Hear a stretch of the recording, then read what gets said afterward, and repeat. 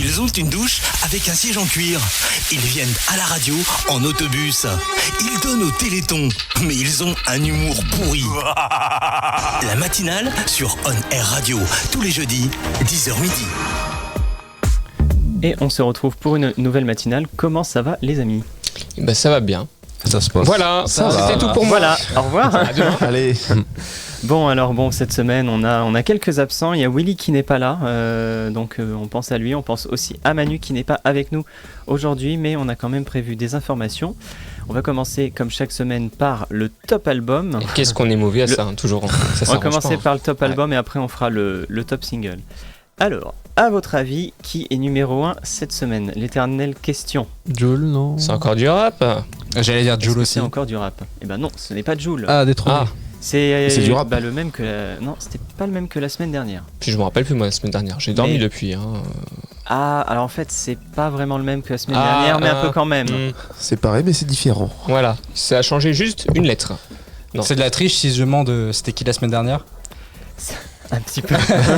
Un petit peu du coup. Est-ce qu'on Alors, peut faire le c'est 50-50 la troisième partie d'un album d'un rappeur. Appelle un ami. Ah, c'est pas ce qu'avait présenté Thibaut à un moment donné ? C'est en 3 lettres. PLK. Oui, c'est PLK. Ah, PLK. Oh. PLK avec Oh là là. chambre 140. Donc c'est la troisième partie. Dans Donc Detroit, j'imagine j'aurais que- dit NTM, moi, clairement, ou IAM, donc voilà. J'ai Il y a j'ai pas, 20 ans, oui. Ouais, voilà. j'ai pas trop suivi, mais en fait, je pense que c'est un album donc, qui sort chaque semaine en fait. Enfin, en plusieurs parties, il doit y avoir peut-être, je sais pas, 8 chansons. Ah, d'accord. Et ça doit faire non pas un double, mais un triple album. Peut-être. Peut-être qu'il y aura la partie 4, 5, 6, 7, 8 Ouais, chaque peut-être. semaine. et C'est qui que sera la numéro semaine un. dernière, c'était la deuxième partie qui était en tête. Bah, il me semble bien. Après, je Parce que là, regarde. ça met quoi ? en Ça bas met du troisième classement, partie, là ? Et oui, partie 3, mais je regarde dans le classement et ça a dégringolé. Donc, il y a moyen, hein. je ne le retrouve même pas. Après, la concurrence est rude, hein, vous le savez, chaque semaine, c'est toujours un petit peu compliqué. Ça joue des coudes. À votre avis, qui est numéro 2 cette semaine ? Oh là là. C'est aussi un rappeur. Oh là là. Et c'est aussi, Moi, on en connaît pas. c'est aussi un rappeur avec 3 lettres. Oh là là. J'aurais pas trouvé. Penel.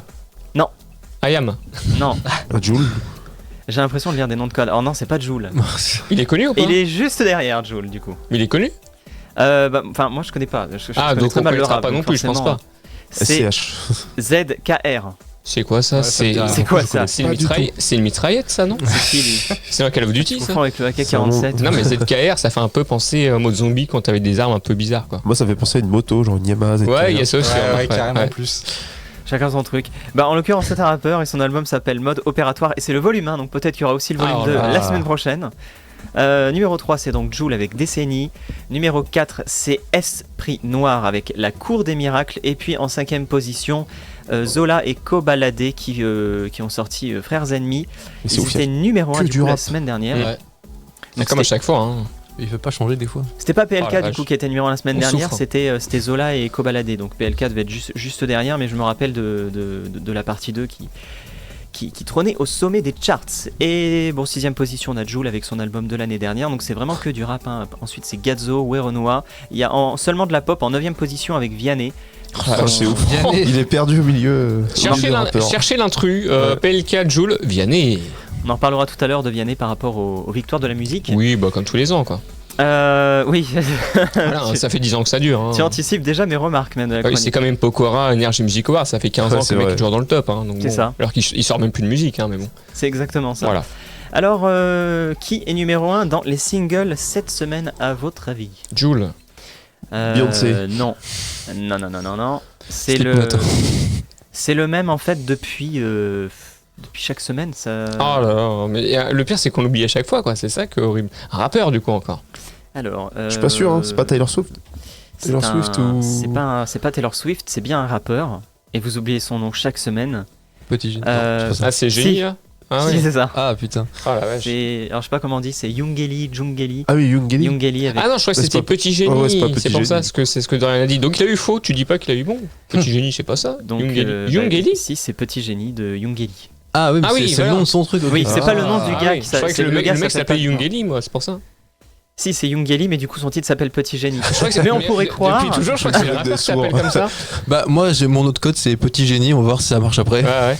C'est un peu comme la mer Noire, quoi. Bah, des Ouais, fois, c'est clair. Ouais. Des fois, j'ai envie de dire, les pseudos, c'est un peu compliqué de savoir en fait si c'est le titre de la musique ou si Et c'est effectivement. si c'est le nom de l'artiste.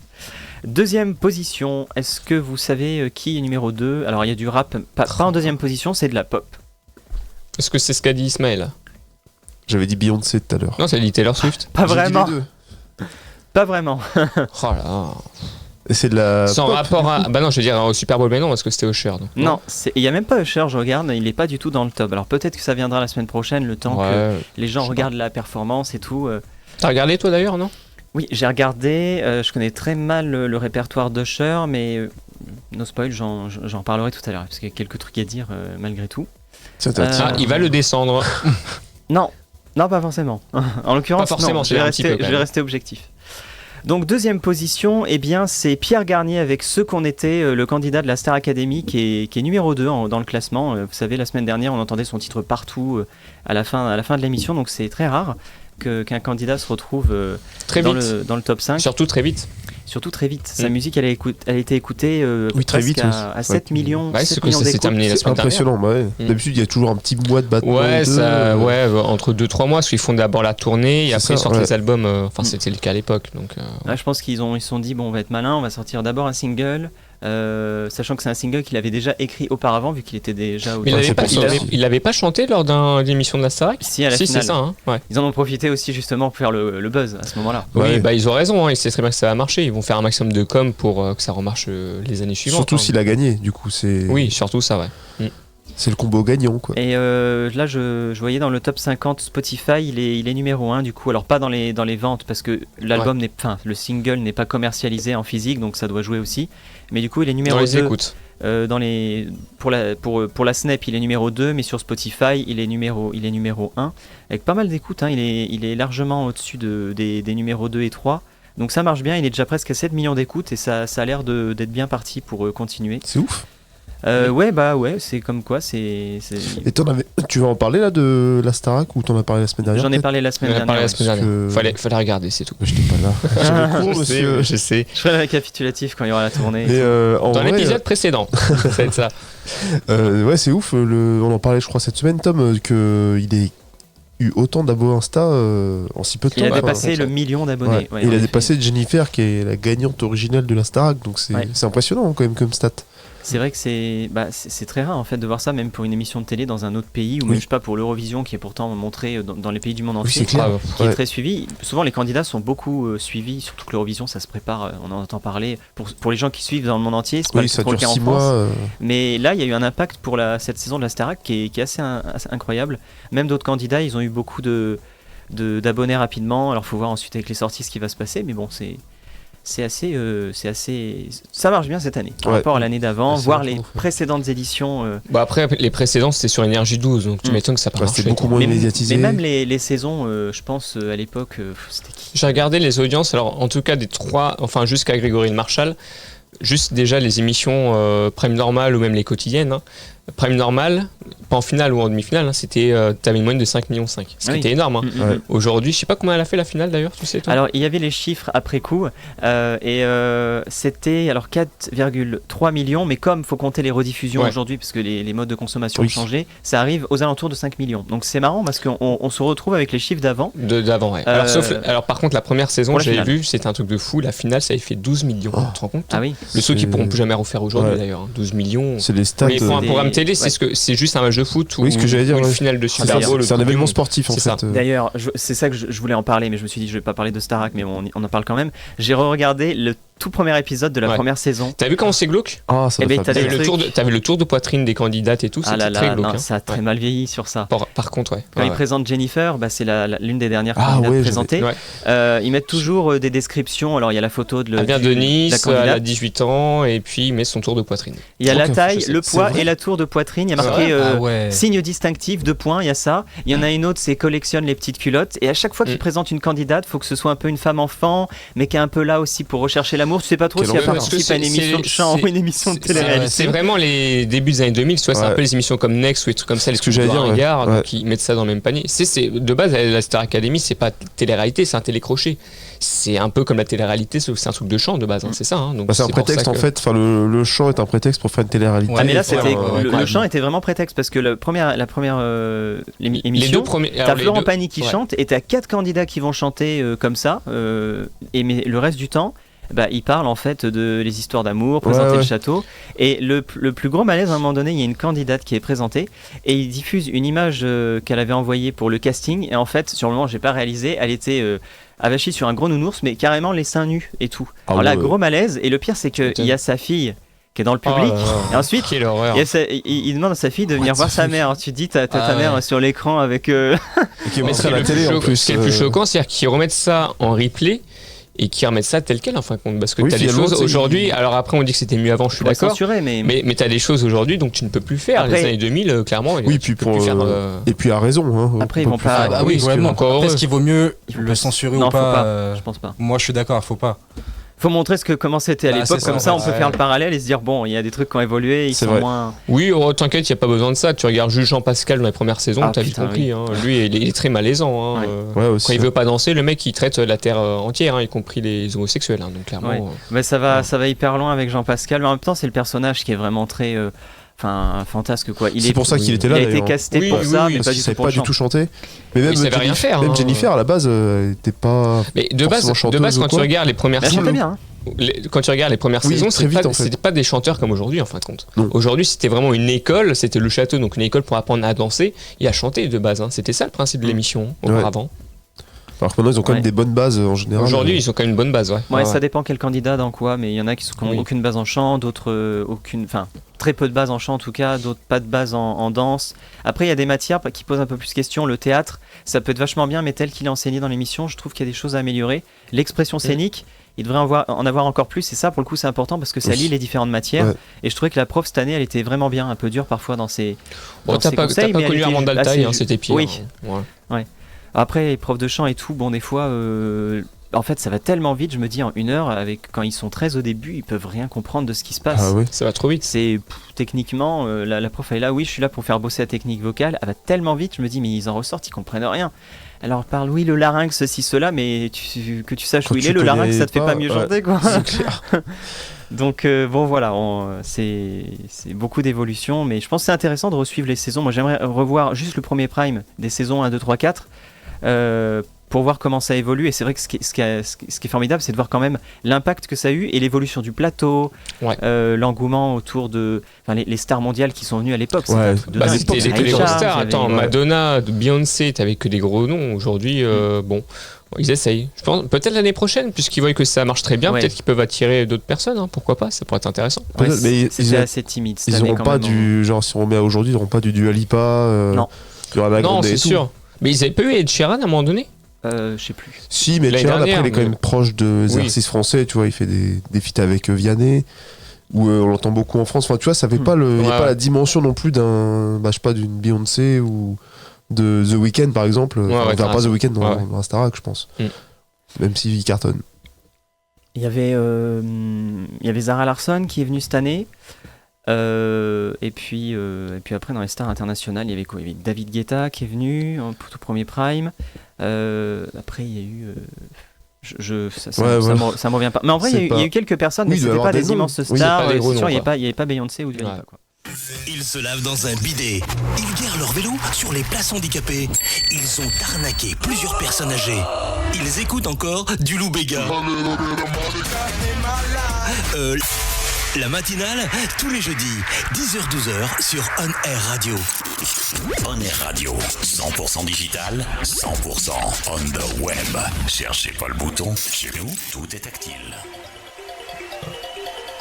Mal. On a une nouvelle petite musique. Voilà, c'est la musique de Phil Collins pour la musique d'entrée du Paris Saint-Germain. C'est le PSG qui rentre sur le terrain. Le PSG a joué en Ligue des Champions, enfin a joué, on va dire ça comme ça. Hein. Ils ont essayé, en tout cas c'était très compliqué. Voilà, avec un match vraiment mauvais des deux côtés, hein, avec une équipe très faible en face, avec beaucoup d'absents. Le PSG n'a pas vraiment bien joué non plus. Voilà, ils ont commencé à jouer dès qu'Mbappé a marqué son but à 59e minute. Ils ont gagné 2-0, mais c'était pas gagné d'avance. Hein. Toi, t'as vu la première mi-temps, comme tu m'as dit. Ouais, effectivement, j'ai vu une bonne partie de la première mi-temps. C'était un match vraiment nul. Il y avait 0-0, mais c'était. Ouais, mais nul. tu vois que même la Sociedad dominait contrairement au PSG, ce qui était très bizarre, avec un pressing très très haut en première mi-temps. Et clairement, le PSG, je pense que si Mbappé n'aurait pas marqué son but, ça aurait fait un vieux 0-0. Hein, donc voilà. Donc là, pour le match retour, c'est le 5 mars. Donc là, le PSG, bon, voilà, juste ça pour les supporters parisiens, vous pouvez dormir tranquille. Je pense qu'il devrait passer, hein, parce que bon, voilà, c'est quand même très faible en face, même si Paris marquerait un but, il faut que j'en marque 4 derrière la Sociedad, donc c'est pratiquement assuré d'être en quart de finale. Ou 3 pour arracher les pénaux. Il y a plus le but extérieur et tout. Oui, c'est vrai. Mais bon, je vois pas la Sociedad marquer 3 buts. Oui, ça serait étonnant. Mais on sait jamais, des fois, que le PSG, quand ils sont trop sur leur laurier et tout, on n'est pas à l'abri d'une mauvaise surprise non plus. Ouais, enfin, là, ça reste la Sociedad, hein, c'est pas le Barça, quoi. Hein. Sociedad, leur meilleur joueur était blessé, alors je sais pas s'il sera apte pour le 5 mars, ça peut peut-être faire une différence en effet. Mais voilà, c'était vraiment pas un beau match. Et puis même les autres matchs, le Bayern qui a perdu 1-0, hein, à la grande surprise générale, à la Lazio de Rome. Alors ils ont pris un rouge, hein, c'est Upamecano qui fait une grosse faute, donc penalty pour la Lazio. Après le Bayern vont quand même passer parce que le Bayern, ça fait partie avec Manchester City des plus gros effectifs cette année de la Ligue des Champions en termes aussi des remplaçants, donc ils n'ont pas d'inquiétude là-dessus. Parce que même s'ils ont des blessés, en fait, ils peuvent tourner. Ils ont toujours une équipe hyper compétitive qui reste meilleure, enfin une des top 2, top 1. Oui, carrément. Malgré, même s'ils ont 5 blessés, peut-être. Ils ont tellement de profondeur sur le banc des remplaçants qu'ils peuvent largement gagner, s'imposer. Surtout qu'ils vont jouer chez eux. Là, ils jouent à l'extérieur, donc c'est plus compliqué. Là, ils vont jouer chez eux, donc ils vont gagner, je pense, très facilement. À moins que, mais bon, j'y crois pas du tout. Hein. Ensuite, pour les autres matchs, il y a eu aussi le Copenhague City. Donc City s'est imposé très largement 3-1, sans grande surprise. Et Leipzig qui a perdu 1-0 face au Real Madrid. Donc là aussi, encore, on peut parler de l'arbitrage, hein, toujours avec le Real Madrid.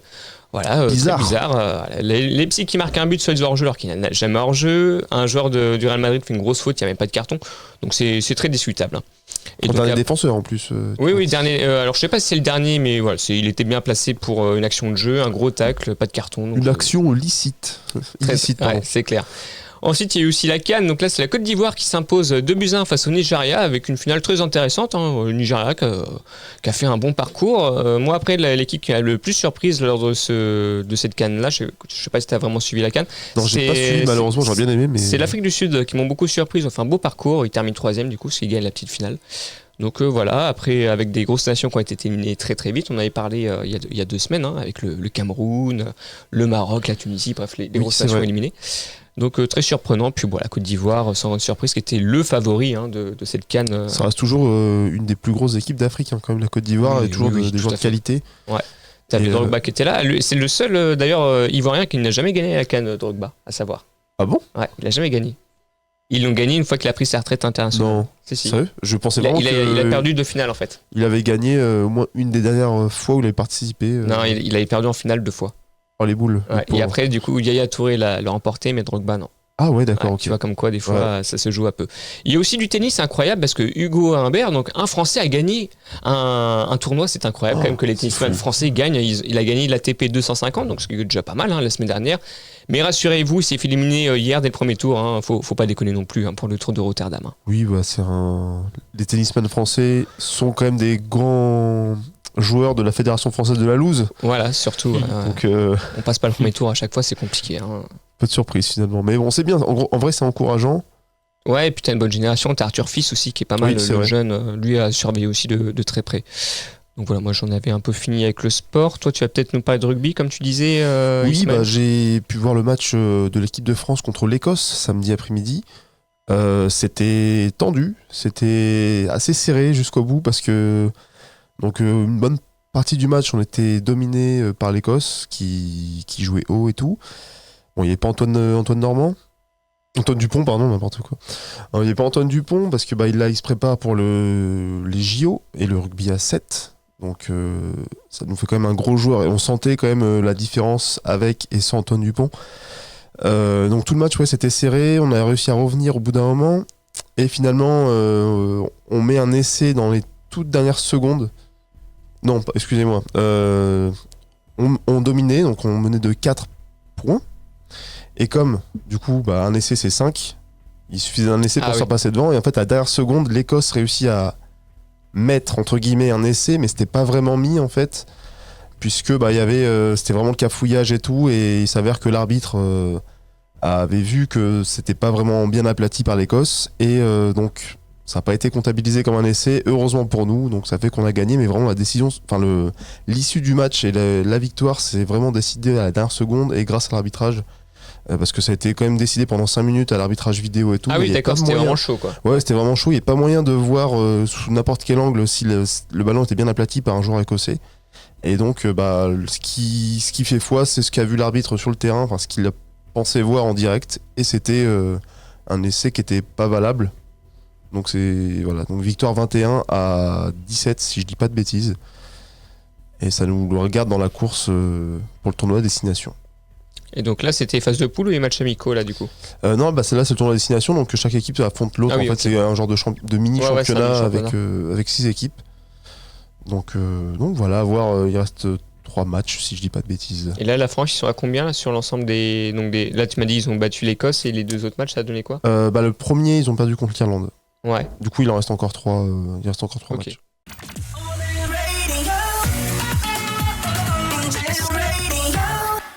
Une artiste que je représenterai, alors elle s'appelle The Japanese House parce qu'en fait elle a acheté ses parents ont acheté une maison qui appartenait à Kate Winslet. Ah ouais, ok. C'est voilà, une petite anecdote. Donc du coup elle s'est dit je trouve pas de nom d'artiste, donc je vais donner le nom, faire cette référence. Donc c'est vraiment, les gens ne peuvent pas savoir, hein, si elle l'explique dans une interview quelque part, elle le répète jamais vraiment, mais je trouve ça rigolo de voir des fois l'origine des noms d'artistes. Ouais. C'est assez. En tout cas, c'est très cool. C'est assez curieux, oui. C'est sympa. Voilà. Je pense que la maison ne devait peut-être pas être donnée non plus. Effectivement. C'était pas une maison. Enfin, c'était une maison style japonais. Hein, c'était pas une maison achetée au Japon. Je pense que Kate Winslet doit avoir une maison un petit peu partout dans le monde. Donc, je vais en profiter pour faire quelques news de la mission locale avant qu'on reparte en interview avec Acto Intérim. Donc, le lundi 19 et le 20 février, vous retrouverez la formation SST au Centre intercommunal d'action sociale de Marennes. Ça aura lieu sur ces 2 journées de 9h à 17h. Donc vous apprendrez les gestes de premier secours afin de porter secours à toute victime et pouvoir être dans n'importe quelle situation. Si vous faites face à un accident, un malaise, comment alerter, sécuriser les lieux, puis porter secours à la personne. Et il faut savoir que cette certification, elle est valable 2 ans. Donc il faut la repasser au bout de 2 ans. Mais en même temps, c'est important parce que mine de rien, on oublie au fur et à mesure. Il y a des choses qui peuvent changer aussi au bout de 2 ans. Exactement. C'est ça que tu le fais pas tous les jours. Tu oublies. Tous les jours, le matin, tu te réveilles, tu simules un malaise, et puis tu dois faire comment. T'es déjà en PLS le matin en général, donc t'as déjà revu un module. Mais par exemple, avec le Covid, on pouvait pas faire la formation entièrement. Enfin, moi, je l'ai repassé, la formation SST durant le Covid.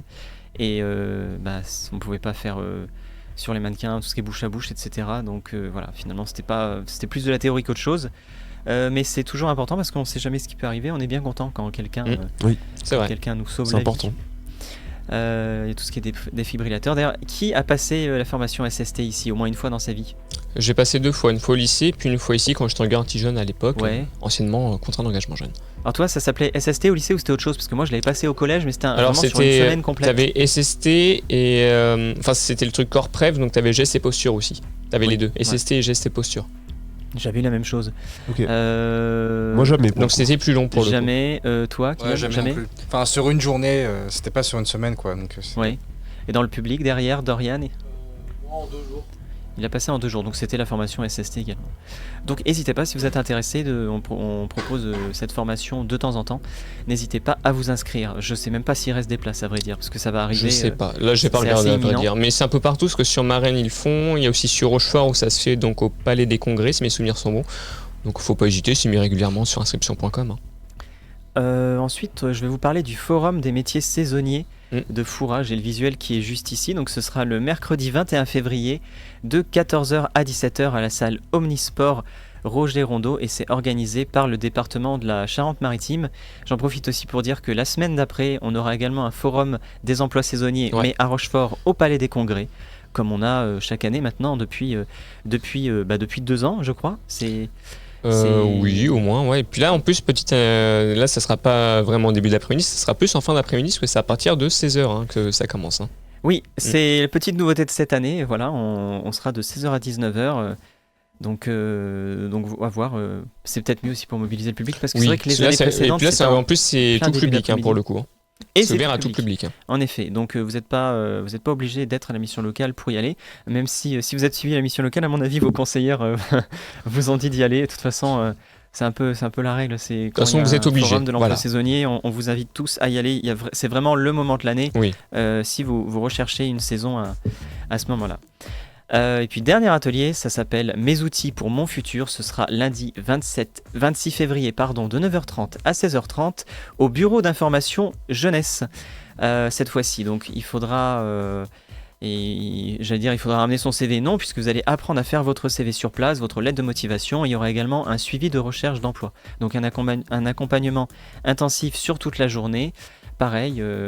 Alors, c'est pas Rochefort cette fois-ci, mais n'hésitez pas à vous inscrire et à y aller, ça peut être vraiment très intéressant. Et maintenant, je fais mon autre petite transition, puisque nous avons le plaisir de recevoir pour la deuxième fois Michael d'Acto Intérim. Donc, Michael, tu étais venu, je crois, en fin d'année dernière. C'est ça. Donc, je le rappelle, Acto Intérim, c'est une agence qui se situe à Rochefort, 36 rue Touffer, mais il y a également une autre agence à La Rochelle, 5 rue Suzanne Noël. Exactement. Je te laisse la main pour te représenter. Eh bien, merci. Alors déjà, c'est toujours un plaisir de vous voir parce que j'adore passer chez vous rencontrer. Du coup, Acto, qui sommes-nous ? En fait, nous sommes une agence de proximité et nos métiers sont basés sur la mise à disposition de personnel, le conseil RH et la formation. Donc, principalement sur ces 3 axes-là. Aujourd'hui, on a, comme beaucoup d'agences, bien sûr, mais on a des besoins sur différents secteurs. Le BTP, les chauffeurs, donc que ce soit du poids lourd, du super lourd, c'est vraiment très recherché. Dans l'industrie, et aussi des postes sur de la vente, dans des magasins spécialisés aussi, de la boulangerie par exemple. Voilà. C'est aussi ce qu'on a besoin le plus régulièrement dans l'année aussi. Donc voilà, c'est pour ça que je mets un petit peu l'accent aussi là-dessus, parce que c'est des choses qu'on a vraiment besoin régulièrement. Notre actualité aussi sur l'agence, c'est la continuité d'être impliqué sur le territoire rochefortais. On a fait récemment un café job ici même, c'était il y a 15 jours, avec vos collègues. Voilà, et des très belles rencontres. Il y avait une vingtaine de personnes, donc c'était très bien calé, très bien organisé. Donc on était plutôt contents et on a déjà des personnes de la mission locale qui sont venues s'inscrire chez nous sur l'agence. La semaine dernière, donc ça va pas tarder à les faire travailler. Donc c'est très bien. Ça. Voilà, c'est plutôt sympa. Ouais. C'est sympa pour tout le monde. On a aussi des interventions régulières sur France Travail. Voilà, donc là, par exemple, on en a une mardi prochain où on fait la permanence du matin. Mardi prochain, donc à France Travail qui est juste derrière les locaux. Donc ça aussi, c'est très important pour rencontrer effectivement beaucoup de personnes qui sont en recherche. Et on a aussi un prochain forum qui s'appelle Innov Emploi Formation, dont vous êtes aussi partenaire. C'est le 8 mars et c'est organisé avec le club de rugby de Rochefort. On était encore en réunion hier avec notamment Christelle et Sandra de chez vous. Donc on était là-bas. C'est organisé au stade. Alors c'est ouvert à tout public, bien sûr. C'est pas que des joueurs de rugby, mais il va y avoir beaucoup d'animations sur la ville et beaucoup de publicités, des 4x3 qui vont être mis en place. Et pas mal d'autres choses. Donc ça sera le 8 mars et donc c'est organisé à la base par le club de rugby Le Sar de Rochefort. Donc nous sommes devenus partenaires aussi. Donc Acto Intérim est devenu partenaire du club de rugby du Sar. Donc on est plutôt contents et très fiers aussi de supporter ce club. Voilà, il y aura plusieurs acteurs de l'emploi et de la formation justement ce 8 mars. Donc j'invite tout le monde à venir, c'est vraiment ouvert à tout le monde. Faut pas être spécialement spécialisé dans le rugby comme toi ou d'autres, mais voilà. Mais c'est ouvert vraiment à tout le monde et à tout public. Donc c'est très intéressant. Voilà un petit peu nos actualités et puis je vous le rappelle, voilà où nous trouver. Donc on est au 36 rue Touffer pour Rochefort, pour l'agence de Rochefort. En fait, et puis au 5 rue Suzanne Noël à La Rochelle. Voilà, donc vous serez toujours les bienvenus. N'hésitez pas à venir nous voir, à nous rencontrer. Il y aura toujours quelque chose pour vous, un échange. Et puis, plus vous passez, plus on se connaît, et plus c'est intéressant, et plus c'est sympa pour tout le monde. Voilà. Donc merci à vous, puis merci à vous de m'avoir reçu encore une deuxième fois. Et je pense qu'on se reverra bientôt aussi, puisqu'on a échangé avec certaines choses avec Tom. Voilà, merci. Merci à toi, Mickaël. Ce que vous entendez, c'est le son 100% digital sur On Air Radio. La matinale, tous les jeudis, 10h-12h sur On Air Radio. Dans la matinale, avant de venir à la radio, nos animateurs, ils mangent un enfant, un tourne-disque et une Twingo. Ils font un don de polo Lacoste à la Fondation des Sans-Abris. Voilà, cadeau. Ils sauvent une femme enceinte de la noyade, invitent une famille de sans-papiers dans un grand resto et ils offrent des fleurs à leur belle-mère. Et ouais, la matinale, c'est sur On Air Radio, tous les jeudis, 10h, 12h. Vous êtes d'ici, nous aussi. On Air Radio, 100% digital, 100% Rochefort-Océan. Et on se retrouve à nouveau. Désolé pour le petit bug de son. Il va falloir que je revoie un petit peu la console, parce que je vous ai expliqué. Ouais, t'as toujours les soucis avec la semaine dernière avec les tranches. J'ai pas eu le temps de voir en fait d'où venait le problème. Et puis c'est un peu une usine à gaz. Dès que tu touches à quelque chose, ça peut foutre le camp ailleurs. Donc je préfère avoir une bonne demi-journée, tu vois, entière pour m'y consacrer. Ouais. Donc on fait avec un player, mais bon, on arrive à s'en sortir malgré tout. Alors, je vais pas faire une chronique complète de Checkpoint cette semaine. Parce que j'ai beaucoup de choses à dire dans Pop Music avant ça, mais j'ai quand même une news qui arrivera prochainement, puisque c'est ce soir, il y aura une conférence Xbox. Alors une conférence un petit peu particulière, puisque c'est, ils appellent ça un official Xbox podcast, mais c'est un podcast vidéo, donc voilà, c'est nouveau, je connaissais pas. J'ai jamais entendu ce terme, enfin podcast vidéo, c'est une vidéo quoi, une conférence. Oui. À moins c'est un live quoi. À moins que je dise une immense bêtise et que ça existe et que ce soit. Mais je sais pas, enfin pour moi un podcast c'est vraiment sonore. Je cherche mon petit visuel qui va avec, puisque du coup. C'est comme une keynote, enfin comme les Nintendo Direct ou. Alors non, c'est pas exactement pareil. En fait, c'est un live qui se veut un petit peu plus, un petit peu plus technique, qui va parler plus de la stratégie commerciale d'Xbox. Ah ouais, ok. Pour un peu saucer les actionnaires. C'est un petit peu ça. Ouais, ok. Un peu plus confidentiel, ils font un truc un petit peu plus sobre, mais ils parlent quand même de l'actualité Xbox qui peut bien sûr intéresser les joueurs. Mais c'est pour aussi avoir une idée de ce qu'ils veulent faire par la suite. stratégie et tout, ok. Et en effet, ça va parler de stratégie, puisque Phil Spencer et Sarah Bond, donc Sarah Bond, bon, Phil Spencer on le présente plus, mais Sarah Bond, c'est la présidente de la division Xbox. Elle sera là avec lui pour pouvoir parler. Alors, on sait pas trop encore de quoi, mais on a de gros indices. En fait, la Xbox Series X et la Series S se sont beaucoup moins vendues que la PS5, 2 fois moins. Oui, tu m'étonnes. Oui. Donc, ils n'avaient pas prévu ça, parce qu'ils pensaient qu'ils allaient être au coude à coude avec Sony. On pense toujours qu'on va être meilleur que son concurrent. Mais du coup, ça marche beaucoup moins bien que prévu. Du coup, Xbox se dit peut-être qu'on va essayer d'étendre nos jeux sur d'autres plateformes, ce qu'ils n'avaient jamais vraiment fait auparavant. Et je vous mets les images de Gears of War 5, parce que peut-être que les jeux Gears of War pourraient arriver sur les consoles de Sony, voire de Nintendo. Alors, je pense pas que Gears of War 5 sera sur la Switch. Ouais, c'est un peu compliqué. Faut peut-être pas déconner non plus, en effet. Ça va être un petit peu compliqué, mais peut-être qu'ils vont commencer par ce jeu.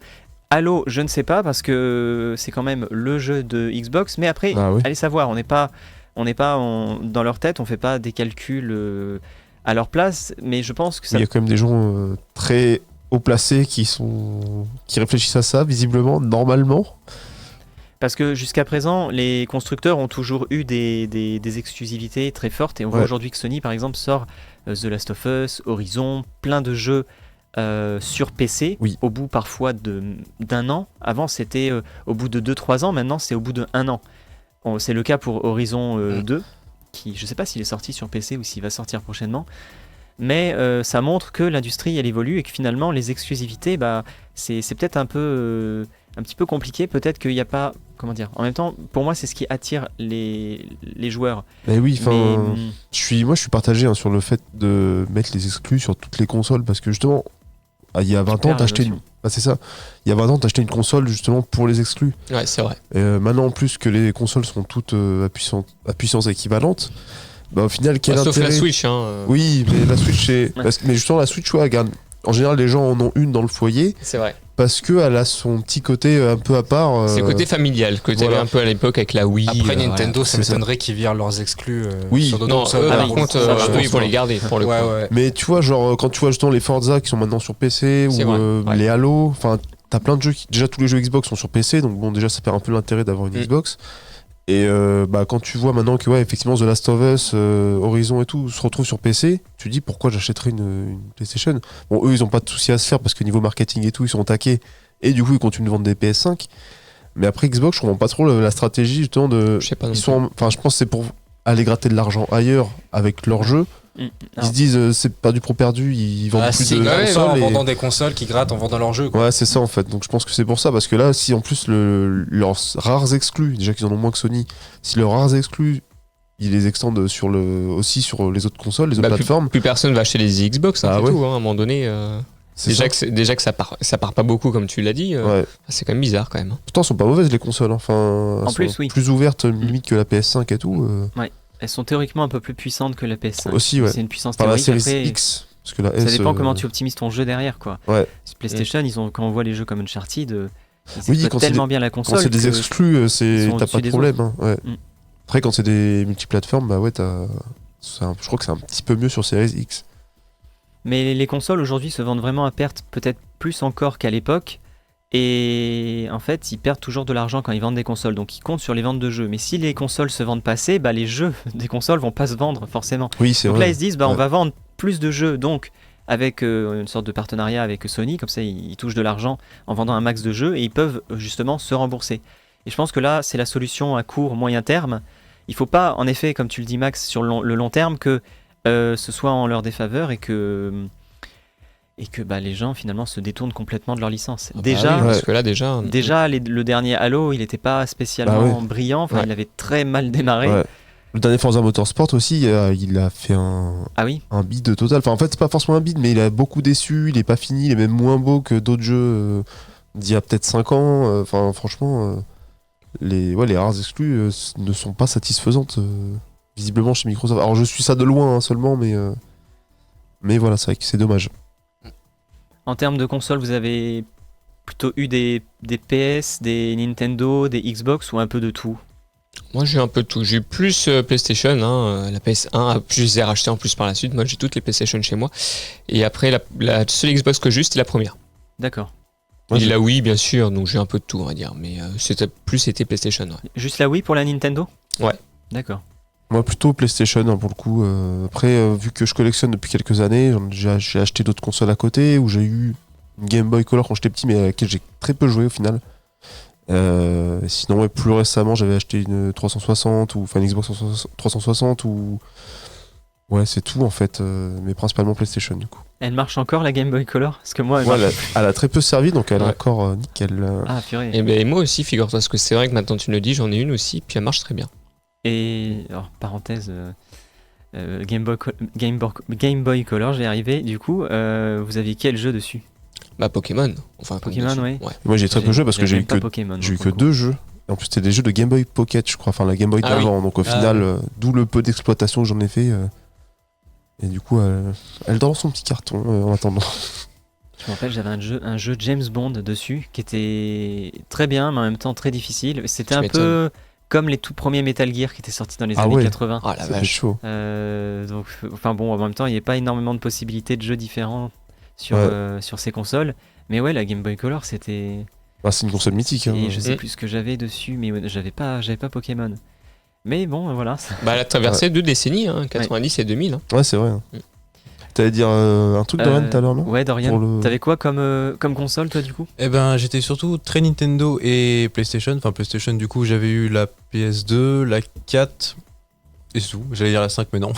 Non, pour le coup, non. Et en Nintendo, du coup, j'avais eu la Game Boy aussi. Donc, en jeu de Game Boy, j'avais des trucs un peu random. Genre, j'avais un jeu Titeuf. Ouais, comme beaucoup. Hein. Oui. Quand tu l'achètes souvent, je crois que j'ai le même jeu Titeuf, à moins qu'il y en ait plusieurs sur Game Boy. Non, mais oui, tu le vois partout dans les magasins d'occasion. Ou en brocante, tu sais. Même plus à le vendre. Mais c'est ça. Ils le donnent maintenant, ils en peuvent plus. Ouais, c'est ça. Bon, après, il y avait aussi, bien sûr, les Pokémon, Mario Bros 3 aussi, je crois. C'est vrai qu'il y avait des Mario aussi. Et donc Donkey Kong Country, excellent. Après, j'étais le nombre d'heures que j'ai dû passer sur ma 3DS, enfin sur toutes les 3DS que j'ai eues, parce que elles ont pas toutes survécu. Et j'ai pas eu la Wii. J'étais très déçu, mais j'ai pas eu la Wii comme tout le monde. Mais bon, voilà. Et puis récemment la Switch, donc voilà. Et toi, Kylian ? Et moi, en console de salon, j'ai eu que des PlayStation. Ouais. Et après Nintendo, j'ai eu que des consoles rétro. Moi, j'ai eu la NES, etc. Ah oui. Parce que j'aime énormément les jeux rétro. Donc, je suis allé un peu les chercher, mais ça un peu plus tard, quoi. Mais sinon, ouais, j'ai eu la Wii, mais j'ai jamais vraiment joué. Et sinon, je suis plus en collection. C'était que la Wii Sport, moi, d'ailleurs. C'était vraiment le truc que tu fais avec tes amis, la famille à l'époque, c'est la Wii Sport. Et puis c'était fourni avec. Donc, oui, déjà, oui, c'est ça aussi. Ouais, c'est ça. Ou Mario Kart avec aussi. J'avais la balance board. La balance, ouais. Ah oui. Ça. C'était pas Wii Fit ou un truc comme ça. Pareil, ça c'est le genre de truc qui traîne chez les gens, dans les bacs à sol. Ils n'arrivent même pas à s'en débarrasser en plus. Ça prend de la place. Ma grand-mère s'est cassé la jambe en jouant ça. Merde. On l'a plus jamais réutilisé après. Ou le volant pour. Ouais, la Mario Kart, c'est ce que je disais. C'est injouable avec ça. Enfin, perso, j'ai jamais réussi. C'est marrant. Peut-être t'as l'impression que c'est immersif et en fait c'est peut-être plus gênant qu'autre chose. Non, c'est pas ouf, non. Je me prenais à chaque fois les murs, je dirais ça m'énerve. Parce que sinon il fallait juste prendre la manette et puis. Ouais, c'est ça. Oui, voilà. Après Mario Kart, on avait testé sur la Switch ici à la mission locale, on avait fait une journée jeu. Alors on avait fait une en fin d'année dernière, mais l'année d'avant on avait fait une partie sur Switch. J'avais pas vraiment testé la Switch en fait, enfin si une fois sur Zelda, et je trouvais qu'ils avaient vraiment bien réussi à adapter, poursuivre l'univers de Mario Kart. Après ça reste une actualisation. Ouais, puis finalement c'est la version Wii U en fait, Mario Kart Switch. Qu'ils ont c'est vrai, porté sur Switch. Oui, ils l'ont appelé Deluxe, mais ils sont pas fait chier quoi. Oui. Les DLC qui étaient sur Wii U, du coup, ils les ont adaptés en entre guillemets gratuits, mais inclus dans le truc de base. Après, ils ont rajouté des DLC. Ouais, maintenant. Du coup, il y a de nouveau des DLC. Encore. Ils ont mis des maps aussi, ils ont mis les maps de Wii. Ouais, et tout ça aussi. Ouais. Tout à fait. Ce qui est dégueulasse, parce qu'il y avait des maps mythiques sur, par exemple, Mario Kart 7 sur 3DS, mais j'aurais tellement voulu les jouer sur Switch, mais bah ouais. Ah bah ouais. Bloqué à cause des DLC. Enfin, tu prends les DLC, mais bon, je connais pas les prix des DLC. C'est 25€, je crois. Arrêtez quand même. Tu repayes un jeu, quoi. Après, il y a quand même du contenu, hein, franchement. Un circuit. Après, Nintendo, c'est cher, tu payes plein de choses. Oui, parce que c'est par pack. Oui, c'est pas un circuit par circuit. C'est même pas la totalité 25€, c'est un pack 25, un autre pack 25 quoi. Je sais plus si c'est 25 toutes les DLC ou si c'est. Mais en fait, je crois qu'ils te le teasent. Tu sais, t'as 25€ pendant 6 mois, et puis dans 6 mois, t'as le deuxième qui sortira. Et... Ah oui, c'est comme un Season Pass, quoi. Ouais, un peu comme ça, ouais. Oui, c'est vrai, je crois que c'est ça en fait. Oh putain, bah s'ils s'y mettent aussi, on est pas dans la merde. C'est clair. Tous, hein. Puis moi j'avais aussi des vieilles consoles Nintendo. Je crois que j'avais la NES, mais j'étais vraiment petit. C'était mes grandes sœurs qui y jouaient. J'avais la Nintendo 64 avec Mario Sunshine. Mario 64. Mario Sunshine, c'est sur GameCube. Ah, GameCube, pardon. Ouais. Non, je l'avais pas celui-là. J'avais pas eu la GameCube du coup non plus. Et puis c'est vrai que quand tu revois les circuits, moi j'ai en tête les images de Mario Kart 64, et quand tu vois les circuits iconiques comme par exemple le circuit dans Arc-en-Ciel là, qui en fait ils sont vraiment pas fait chier à l'époque, hein. Puis même maintenant quand ils te réactualisent le truc, c'est simple c'est la même recette, hein. Mais ils actualisent un peu les circuits, enfin on reconnaît la structure, en même temps ils améliorent certes les graphismes, mais j'ai l'impression qu'ils modernisent mais deux, trois petits trucs quand même. Plus et tout. Il doit y avoir un petit passage de circuit qui est nouveau. Et j'aime bien parce que t'as vraiment ce côté nostalgique. En fait, ils ont pas besoin de créer de nouvelles maps. Pendant 100 ans, ils jouent sur la nostalgie. Ouais, c'est ça. C'est en même temps. Après, Nintendo, voilà, c'est basé aussi beaucoup sur ça. Et ils recyclent souvent leurs licences. Tout à fait, ouais. Il y a Super Mario Wonder que j'ai toujours pas testé. Apparemment, il est super bien. Vous savez, le dernier qui est sorti, je l'ai très psychédélique. On tombe sur un atout et puis ça peut complètement changer le niveau. Ça crée plein d'éléments aléatoires. Et en fait, il est très très bien. Il n'y a aucune partie qui se ressemble. Stylé, ça. Et on a un peu un côté difficile, comme dans les très vieux Mario, qui plaît du coup aux fans vraiment hardcore. Mais c'est vrai que des jeux Mario, il y en a eu tellement. Mario Galaxy sur ça c'était bien, j'avais bien aimé aussi. C'est excellent. J'avais Mario Galaxy 2, que j'avais même pas fini, mais il était tellement bien. Ça, c'est le jeu. Il était dur par contre, hein. Vers la fin, putain, moi je galérais. Hein. C'est vrai que Mario, quand tu progresses au fur et à mesure, en plus quand t'as pas l'habitude, déjà, on va dire au jeu de plateforme en général, puis l'univers de Mario, au bout d'un moment tu galères. Hein. Tu te dis, quand tu veux tout avoir, toutes les étoiles, etc., finir le niveau sans mourir et tout, c'est pas facile. Non. Mais faut jouer à plusieurs pour ça, c'est plus marrant. Tu vois, Mario Galaxy, sur la Wii, tu joues à 2-3 personnes, déjà tu t'amuses bien. Tu joues tout seul, tu souffres quoi. Hein. C'est. Peut-être que je prendrai une Switch, un de ces quatre, parce que surtout Zelda qui me fait envie, les deux. Ouais, ils sont chouettes. Hein. Les deux derniers. Ouais. Comme je connais vraiment pas l'univers de Zelda, je m'en suis toujours voulu. J'ai toujours pas fini Moi non plus. TOTK. Je l'ai bien entamé le truc, mais je crois que j'étais juste sur le point de le finir, mais j'ai pas relancé le jeu depuis. Je trouve, quand t'as fait Breath of the Wild, jouer à TOTK après, c'est vachement redondant, quoi. Ouais, je pense qu'il faut se laisser une marge de temps, je sais pas toi si t'as... Bah, je pense qu'il faut se laisser un bon moment, quoi, parce que... Bah, quand TOTK était tout juste sorti, j'avais refini Breath of the Wild, parce que je dirais pas que je le connaissais sur les doigts de la main, mais je sais pas, j'avais dû le finir déjà 2 fois avant, mais j'essayais de le faire le 100%. Mais c'est cette save là que j'avais fait là sur Breath of the Wild, j'avais essayé de le 100%, mais les 900 les 900 Korogu là. Ouais. Ah, je dis, c'est bon, je me casse. Ça avait l'air hyper long. Puis en plus, eux, ils sont pas du tout indiqués sur la carte. T'es obligé non. de. Ouais, ça, je me dis, comment tu fais? Bah, YouTube. Tellement de jeux immenses. Un guide YouTube. Il y a rien de plus déprimant, quoi. Ah bah, tu peux super, vraiment les trouver sans YouTube, mais c'est un enfer. Ouais. Déjà, moi, les 200 pigeons dans GTA 4. Ah oui. C'était chiant. C'est vrai. C'était horrible. Alors, 900, mais c'est interminable en fait. Non, même mais un guide. je crois qu'il y avait un masque spécial qui fait que quand t'es proche, mais que quand t'es proche, quoi. Ouais, mais je crois que t'as une chance sur je sais pas combien pour l'avoir le masque. Ouais, bon, quand il te manque 2 noix Korogu, c'est là où c'est le plus dur, quoi. Oui, c'est toute la map, je sais pas combien de fois jusqu'à. Pour rien en fait. J'avais un pote, il a fini Breath of the Wild et TOTK, mais je sais pas, je lui ai pas demandé combien d'heures il a passé à faire ça, mais les 999 Aïe. noix Korogu, je pense qu'il a dû les sentir passer sur les 2 jeux en plus. Putain. Oh là là. Ah ouais. Ça, je trouve ça horrible quand ils mettent plein de collectibles et que tu as rien pour les trouver, aucune indication. Au bout d'un moment, c'est un peu barbant. Ouais. Alors, il y a les 3 premiers Tomb Raider qui sont ressortis aujourd'hui en remaster. Ah oui, j'ai vu. Et je pensais à Tomb Raider parce qu'il y avait un Tomb Raider, c'était Underworld, qui est sorti en 2008. Il y avait plein de trésors à récupérer, contrairement à ceux qui étaient sortis juste avant. Et il fallait trouver 40-50 trésors. Alors c'est beaucoup moins difficile pour le coup que Breath of the Wild. Mais il y avait un truc très chiant, c'est quand tu rechargeais le niveau et que tu avais tout trouvé sauf le fameux trésor qui te manque, ils sont dans des pots. Donc en fait, il faut trouver les pots dans lesquels sont cachés les trésors. Et du coup, tu es obligé de les casser un par un. Et à chaque fois, tu sais très bien que tu as une chance sur 100 finalement de le trouver, quoi. Ah oui. Bon, il a un endroit dans le niveau, tu sais pas où. Et puis au bout d'un moment, tu passes à côté et tu dis, ah bah il était là. Après avoir fait le niveau 4 fois, il était juste sur ton chemin. C'est juste qu'au bout d'un moment, tu vas tellement chercher dans des endroits, vraiment dans les moindres recoins, que tu oublies carrément de checker les endroits les plus évidents, l'axe principal, tu vois. Et ça m'était arrivé à 2 reprises, parce que j'avais fait le jeu 2 fois en platine sur PS3, et puis... monsieur est platine. À l'époque, j'étais platine. Moi aussi. Ça n'a pas duré longtemps. Et j'avais tellement galéré, ça m'avait saoulé, surtout quand t'as fait le jeu 5-6 fois. Ah bah ouais, non, c'est pour un pauvre trésor qui te donne rien de spécial. T'as juste même pas de trophée bronze. Ou alors ça te débloque un truc genre une galerie avec des concept art que tu trouves déjà sur internet. Donc quel intérêt. Faut vraiment être fan, tu vois, pour pas savoir quoi faire de son temps à ce moment-là. En parlant de platine, juste vite fait, c'est vrai que des fois t'as moyen de passer du temps pour des trophées à la con, mais qui ça n'a rien en fait. Rien. Juste à la fin t'as le trophée platine. Alors, j'en ai quelques-uns, mais des fois c'est vrai que j'ai perdu du temps pour des trucs pas forcément très utiles dans l'expérience du jeu, quoi. Ouais, je trouve ça plus intéressant quand ça te challenge, quand c'est un trophée qui est dur à avoir par un challenge plutôt qu'un collectible qui est juste très chiant. Carrément, ouais. Tout à fait. On parlait d'Elden Ring avec Thibaut qui est en train de le faire en ce moment. Puis j'ai dit attention, ça va être dur. Oui. Et là il commence et il me dit putain, le premier boss. Il galère déjà. C'est le fameux premier boss des Souls où vous faites avoir du premier coup. Vous pouvez théoriquement les battre, mais ça vous prend un temps fou et puis vous faites one shot au début et vous le raffrontez en général un petit peu plus tard dans l'aventure.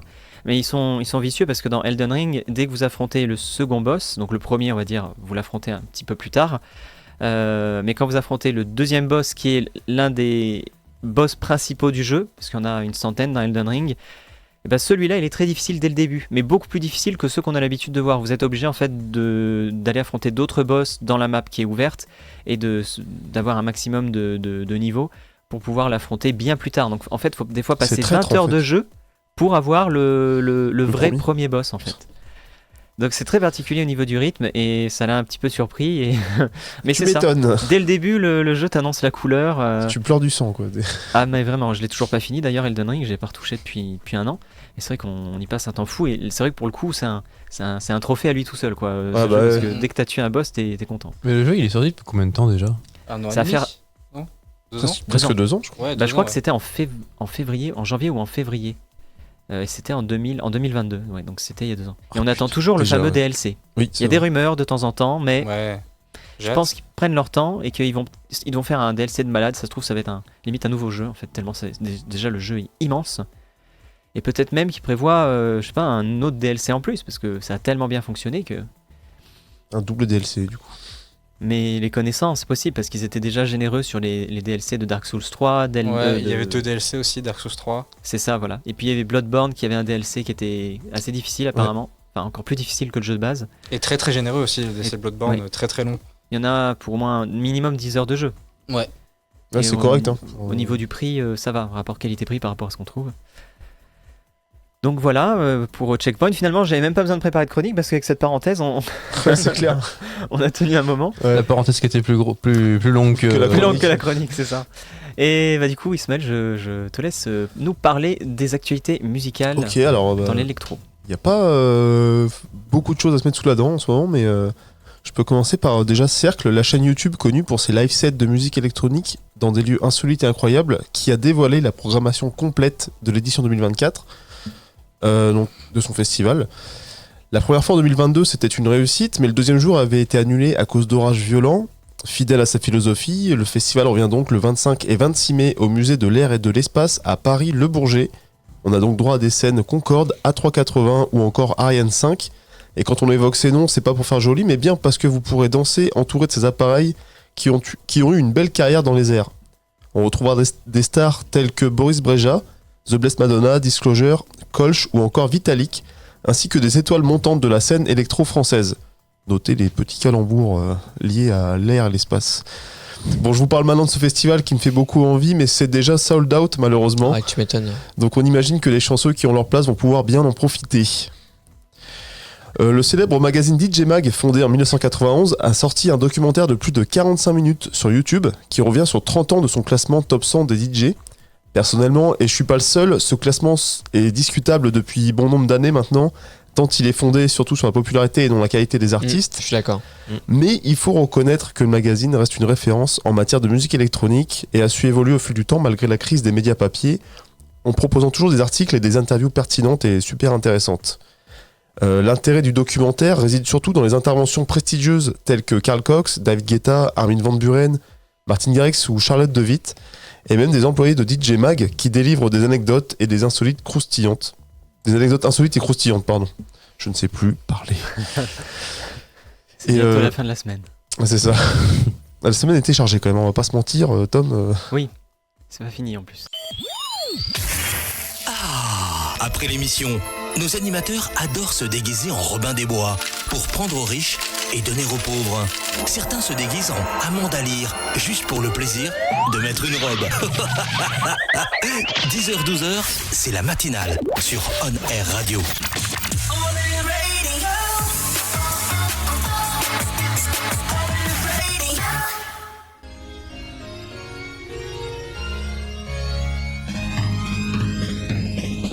C'est pop, c'est top. It's pop music. Hi, this is Sam Smith. What's up, y'all? I'm Alicia Keys. Hey, this is Imagine Dragons. Top. Pop music.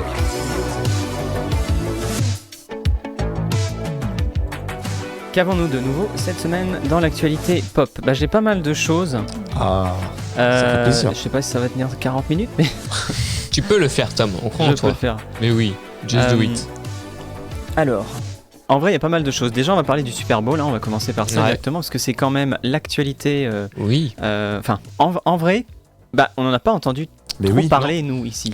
Mais par rapport à ce que j'allais dire, Oui. par rapport aux autres années, même tu vois, Usher, c'est en regardant, je dis, mais c'est qui le mec qui fait le truc? C'est Mais oui. Usher. Et On se d'habitude, demandait, je crois. c'est ça, et On en avait d'habitude, parlé. c'est un mois, voire 2 mois à l'avance que tu es au courant. Là, Puis c'est un t'avais pas événement en de général, genre quand c'est Rihanna qui l'avait fait, Ouais. comme t'as dit, un mois ou deux avant, sur les réseaux, ça explose Internet. Pareil quand il y a vu Dr. Dre, Kendrick Lamar, Eminem et Après, tout. c'est peut-être le nom, parce que Usher, il fait plus grand chose ces derniers temps. Mais oui, c'est pour ça en Je fait. pense que c'est pour ça. Et on va dire que ça nous a moins hypé que d'habitude.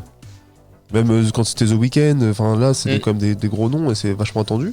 Puis Usher, quand tu regardes sa carrière, c'est 2-3 gros tubes. Hein. Ouais, c'est ça. Il a pas fait grand chose. Il a peut-être Alors- produit aussi beaucoup d'artistes, je pense que c'est aussi pour Je ça. suis même pas sûr, tu vois. Mais Je sais pas trop, Usher, mais après en fait, je pense qu'il a eu une carrière bien, parce qu'il a fait quand même des albums, il a pas mal vendu et tout, hein, c'est sûr, enfin il a une belle carrière, mais c'est pas non plus, enfin surtout actuellement, c'est pas non plus la star que tout le monde s'arrache ou qui remplirait un Stade de France par exemple. Ou alors ils auraient dû faire par exemple en mettant Usher et d'autres rappeurs de sa génération, genre Akon et tout comme ça, tu vois, un peu ce qu'ils ont fait avec Snoop Dogg et tout. Carrément. Ils auraient pu mettre plusieurs artistes, genre Akon, Usher et puis un ou deux autres artistes à peu près de la génération. Je pense que ça aurait pu être peut-être plus simple. Alors j'ai pas regardé si c'était bien ou pas, mais il y aurait peut-être eu plus de communication là-dessus en tout cas. Ouais, c'est surtout la com moi qui m'a étonné parce que vraiment jusqu'au dernier moment on savait pas trop qui c'était ou du moins on n'avait pas en tête. D'habitude on le voit sur les réseaux ou dans les médias. Ouais, c'est vrai. Puis là rien du tout. Tu regardes, tu dis c'est Usher. Bon bah ok, écoute, bon bah d'accord. Voilà. Et pourtant, cette mi-temps a eu un sacré succès. Puisque, alors déjà, vous le voyez peut-être pas encore à l'écran, mais Usher était pas seul en tant qu'artiste. Il y avait Alicia Keys qui est venue à un moment donné. Ah oui. Il y avait will.i.am. Il se trouve Il a mis des plus gros noms que la star en elle-même. Ah. Non, mais quand tu regardes la carrière c'est vrai, en elle-même. Ils auraient pu, oui. Bon, voilà. Et quand ils ont annoncé le truc, ils ont vraiment annoncé Usher. C'est vrai, ils auraient pu faire une annonce multiple comme ils avaient fait avec Eminem, mais là ils ont vraiment mis son nom en avant. Moi je savais pas du tout que Alicia Keys allait venir. Je sais même pas si c'était une surprise à vrai dire. Je sais pas, parce que j'avais regardé de base moi avant que ça commence, j'ai regardé Artis au cas où et c'était marqué nulle part pour Alicia Keys. J'avais pas vu l'info non plus de mon côté. Donc, alors forcément, c'est un formidable outil promotionnel, le Super Bowl, puisque Usher en a profité pour sortir le 11 février son nouvel album qui s'appelle Coming Home. Et ma foi, ça a été un succès, ce Super Bowl, puisqu'il y a eu 129,3 millions de personnes qui ont regardé la prestation. Mais accrochez-vous, parce qu'en fait, c'est un record historique. Ah ouais. C'est-à-dire que c'est ni plus ni moins le record absolu d'audience aux États-Unis. Ah oui, aux États-Unis. C'est le Super Bowl le plus regardé de tous les temps. Et c'est l'événement télévisuel en Amérique le plus regardé. Ça a été plus vu que l'alunissage quand même. Parce que en 1969. Parce que l'événement le plus regardé, dans le monde, je crois que ça doit être la finale de la Coupe du Monde, je pense.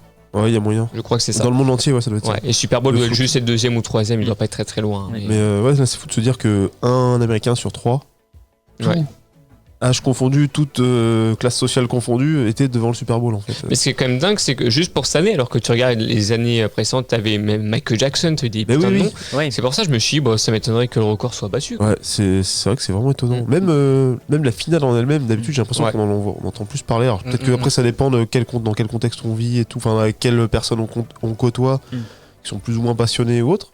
Mais là, moi cette année, j'en ai pas entendu plus parler que ça. Pareil, je me faisais la même remarque. C'est vrai que cette année. D'habitude, tu sais, on voit sur les réseaux sociaux et tout qui est en finale et tout. Je reçois aussi sur les réseaux. Enfin, tu vois d'une manière ou d'une autre, et là, j'ai l'impression que c'était moins médiatisé. Ouais. D'habitude, je sais à peu près la finale. Là, c'est juste parce que Thibaut m'en a parlé en début de semaine, mais sinon, je savais même pas qui avait gagné ou qui avait participé à la finale, quoi. Donc, c'est étonnant d'avoir un record comme ça. D'ailleurs, petite anecdote, pardon, je marche un peu sur ta chronique, excuse-moi. C'est que pas dans la même idée de côté un peu pas chaotique mais du début, enfin de l'annonce de pré-finale, c'est que Tiesto était prévu pour mixer je crois à la mi-temps ou avant le match et tout. Ouais, c'est vrai. Et il a été remplacé au dernier moment par le DJ américain Cascade. D'accord. Voilà, mais parce que Tiesto avait un souci familial je crois ou quelque chose comme ça et d'accord. qui l'empêchait d'assurer la prestation. Voilà. Il n'avait jamais fait du tout auparavant. Je crois pas. Ce sera peut-être pour l'année prochaine, reporté. Ouais. C'est possible. C'était qui l'année d'avant? Aucune idée. Mais je sais même pas s'ils mettent un DJ à chaque fois. Je suis pas sûr. Il me semblait que si, pour l'année dernière. C'est possible, maintenant que la musique électro. C'est bien au tout début du match. Oui, c'est ça, ouais. C'est en attendant le début. Peut-être, je sais plus. Ou pendant les interludes ou les choses comme ça. Ouais. Là, on peut voir le moment où il y a Alicia Keys avec ce piano un petit peu chelou. Mais sinon, en vrai, c'est un piano déjà. Ouais, c'est un piano, ouais. Faut voir le. C'est un toboggan. Mais pour Mehdi Mati, il est tout petit. C'est vrai, ça fait un toboggan un petit peu. Il est un peu inversé, je crois. Ouais. En vrai, je sais pas ce que vous en avez pensé en détail, mais moi j'ai trouvé ça plutôt pas mal. En vrai, il y a un moment que je trouvais sympa au niveau de la chorégraphie, c'est quand ils sont tous rentrés sur scène en roller pour danser. C'était assez impressionnant. Ok. La scénographie avait l'air vraiment sympa par contre. Mais après, voilà. Les images qu'on voit là. Ça reste assez simple, c'est à même le stade, c'est pas comme Rihanna l'année dernière où c'était suspendu. Ouais, c'était suspendu, ouais. Ou alors quand il y avait, je sais pas, à l'époque, il y a une dizaine d'années, c'était Madonna qui Madonna, avec tout un cortège. T'avais un sacré décor surtout. Ah, c'était impressionnant, oui. Il y avait Katy Perry, c'était pas mal aussi. Il y a toujours des trucs où Lady Gaga, j'en reparlerai tout à l'heure pour une parenthèse cinéma, mais elle avait commencé en sautant carrément une descente en rappel en fait pour commencer la performance. Donc ça, c'est des trucs qui sont originaux parce qu'on n'a pas l'habitude de le voir. Et en effet, c'est marquant. Donc là, pour Usher, bon, on avait les pieds sur terre. C'est vrai. Ça ressemble à une cérémonie d'ouverture des JO ou de Coupe du Monde. Ouais, c'est vrai. Hein. Quand tu regardes, ouais, c'est vrai. Pas faux. Donc on verra pour l'année prochaine. Il y a quand même quelques artistes qui ne l'ont pas encore fait. Alors justement, c'était aussi un petit jeu, c'est ça, sur le Super Bowl. Mais je m'attends à un petit jeu. Qui n'a pas fait Il y a des gens qui disaient oui, si le Super Bowl a été regardé, c'est parce que dans le public il y avait des stars et notamment Taylor Swift. J'avais envie de dire, les amis, c'est déjà aller partout. Alors, c'est pas parce qu'elle est au Super Bowl. Surtout, c'est pas d'aujourd'hui qu'au Super Bowl t'as les stars. Bah, c'est sûr.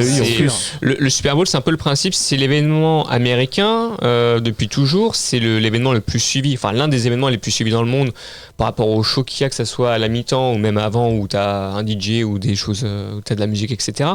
T'as les chorégraphies et tout. C'est pas d'aujourd'hui. Ça fait depuis au moins, je sais pas combien de temps, mais ça fait plus de 20 ans, même beaucoup plus, même déjà à l'époque de Michael Jackson, donc dans les années 90, où tu avais déjà des stars, en fin de compte. Donc voilà, je pense que les personnes qui disent ça s'y connaissent pas vraiment, en tout cas. Hein. Enfin, je suis peut-être méchant en disant ça, mais bon, c'est pas d'aujourd'hui, quoi, faut pas être surpris.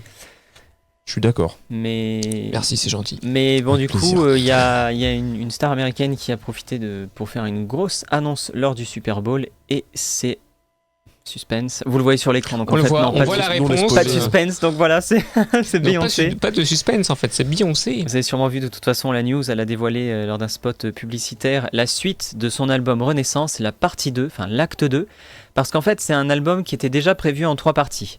Ah, elle aussi, oh la vache. Ouais. Mais ce qui est assez troublant, c'est que si Renaissance c'était un retour vers de la musique house, un style qu'elle avait jamais vraiment exploré, et ben là elle se met à la country, donc c'est un virage total. Ouais, pur et dur apparemment, c'est même pas des ascendants country ou des extraits. Ah oui, c'est country. Ouais, à fond. Alors, mais avec la voix de Beyoncé, en fait, c'est marrant parce que t'as quand même ce côté vraiment typé R&B en fait. Elle a vraiment une voix ou soul, et du coup, quand t'écoutes l'instrumental, sans la voix, vraiment c'est de la country pure et dure. Mais c'est marrant, et je trouve que en fait, j'étais assez étonné parce que sur le moment, je me suis dit qu'est-ce que ça va donner ça encore. Et j'ai écouté, je suis pas fan de Beyoncé, mais j'étais agréablement surpris parce qu'en fait ça s'écoute. J'ai pas écouté, mais on m'a dit que c'était pas mal. C'est surprenant de sa part, mais on s'attend pas du tout à ce qu'elle fasse de la country pure et dure. Non, Beyoncé, tu la vois dans du R&B ou de la pop, mais pas de la country quoi. Donc la question c'est qu'est-ce qu'elle va nous faire pour la troisième partie. Ça va être du disco. Peut-être. Hein. C'est ce qu'avait fait Kylie Minogue à un moment donné, hein, d'ailleurs. Ouais, c'est vrai. Ou de la musique elle a fait de la country Kylie Minogue, après elle a fait du disco, elle a fait un peu l'électro, elle est revenue un peu aux sources. Hein. Je sais pas ce qu'elle veut faire. C'est plutôt ironique que Beyoncé fasse de la country, puisque c'est ce que fait ou ce qu'a fait Taylor Swift pendant un moment. C'est vrai. Oui, au début de sa carrière, c'était country pop. Ouais. Là, ça fait vraiment. C'est de la country, c'est de la pop en même temps. Mais je trouve que Taylor Swift, quand t'écoutes, ça fait plus. Oui, c'est plus accessible, je pense. Country, teenage pop à ses débuts que. Je vois typiquement l'idée. Bah, après, ça dépend des morceaux, je pense. Mais alors que Beyoncé, je crois qu'elle est un peu d'animosité entre elle et Taylor Swift, enfin surtout Beyoncé qui est. Ah, je sais pas. Bah, on m'a dit ça et je pense que c'est plutôt par rapport à la cérémonie des Grammys ou. Ah oui. Ou autre petite querelle de jalousie. Pas eu de Grammy. Ouais, je crois que c'est ça. Elle en a déjà eu assez comme ça, hein. C'est vrai. Mais en plus, c'est la plus récompensée des Grammys. Ah oui, c'est pour ça. Beyoncé. Oui, en plus. Donc c'est pour ça à un moment donné. Vous remarquerez que chaque année, il y a un record. Hein. L'année d'avant, c'était Beyoncé qui est la plus récompensée de tous les temps. Ensuite, cette année, c'est Taylor Swift qui gagne pour la 4e fois le Grammy de l'album de l'année, ce qui n'était jamais arrivé auparavant. Donc il y a toujours chaque année un truc toujours plus, tu vois. C'est comme, mais ça, c'est les Américains, toi. Ou Billie Eilish qui avait gagné je sais plus combien de Grammy Awards à une certaine époque. Ah oui, ouais. Bon, après, des fois, les albums sont quand même très bons, mais c'est toujours un effet d'annonce. En fait, c'est toujours un outil promotionnel aussi. C'est ça aussi, bien sûr. Enfin, c'est pensé pour à la base, je veux dire. C'est pas de surprise. Bien sûr, les ventes suivent. Oui. Taylor Swift, elle a vendu des millions d'albums et elle est vraiment. Mais je doute que chaque année, il y a un album intrinsèquement et objectivement meilleur que ce qui s'est fait il y a 10 ans. Ouais. C'est comme ça. Eh oui. Ensuite, on va faire une transition musique électronique, mais pour parler de sound design. avec Arturia. J'en avais déjà parlé. Alors, c'est une compagnie qui est basée, je crois qu'ils sont à Grenoble, c'est ça. Et ils font du matériel musical, des synthétiseurs, aussi bien en hardware qu'en software. Et ils ont sorti récemment Pigments 5, qui est la version 5 du coup de leur synthétiseur, qui est déjà célèbre depuis un petit moment. Et je voulais en parler parce qu'il y a quelques petites nouveautés qui sont sympathiques. Alors, plus précisément, c'est ce qu'on appelle un synthétiseur à table d'onde pour ceux qui ne connaissent pas. Je parle de ce plugin parce que si la musique assistée par ordinateur vous intéresse ou si vous en faites déjà et que vous cherchez un nouveau synthétiseur, parce qu'on n'en a jamais assez, même si on en a 100 sur notre ordinateur, on en veut toujours un mieux, alors qu'en fait celui qu'on a il est déjà parfait. Mais bon voilà, si vous voulez l'essayer, n'hésitez pas parce qu'en vrai il est quand même plutôt pas mal.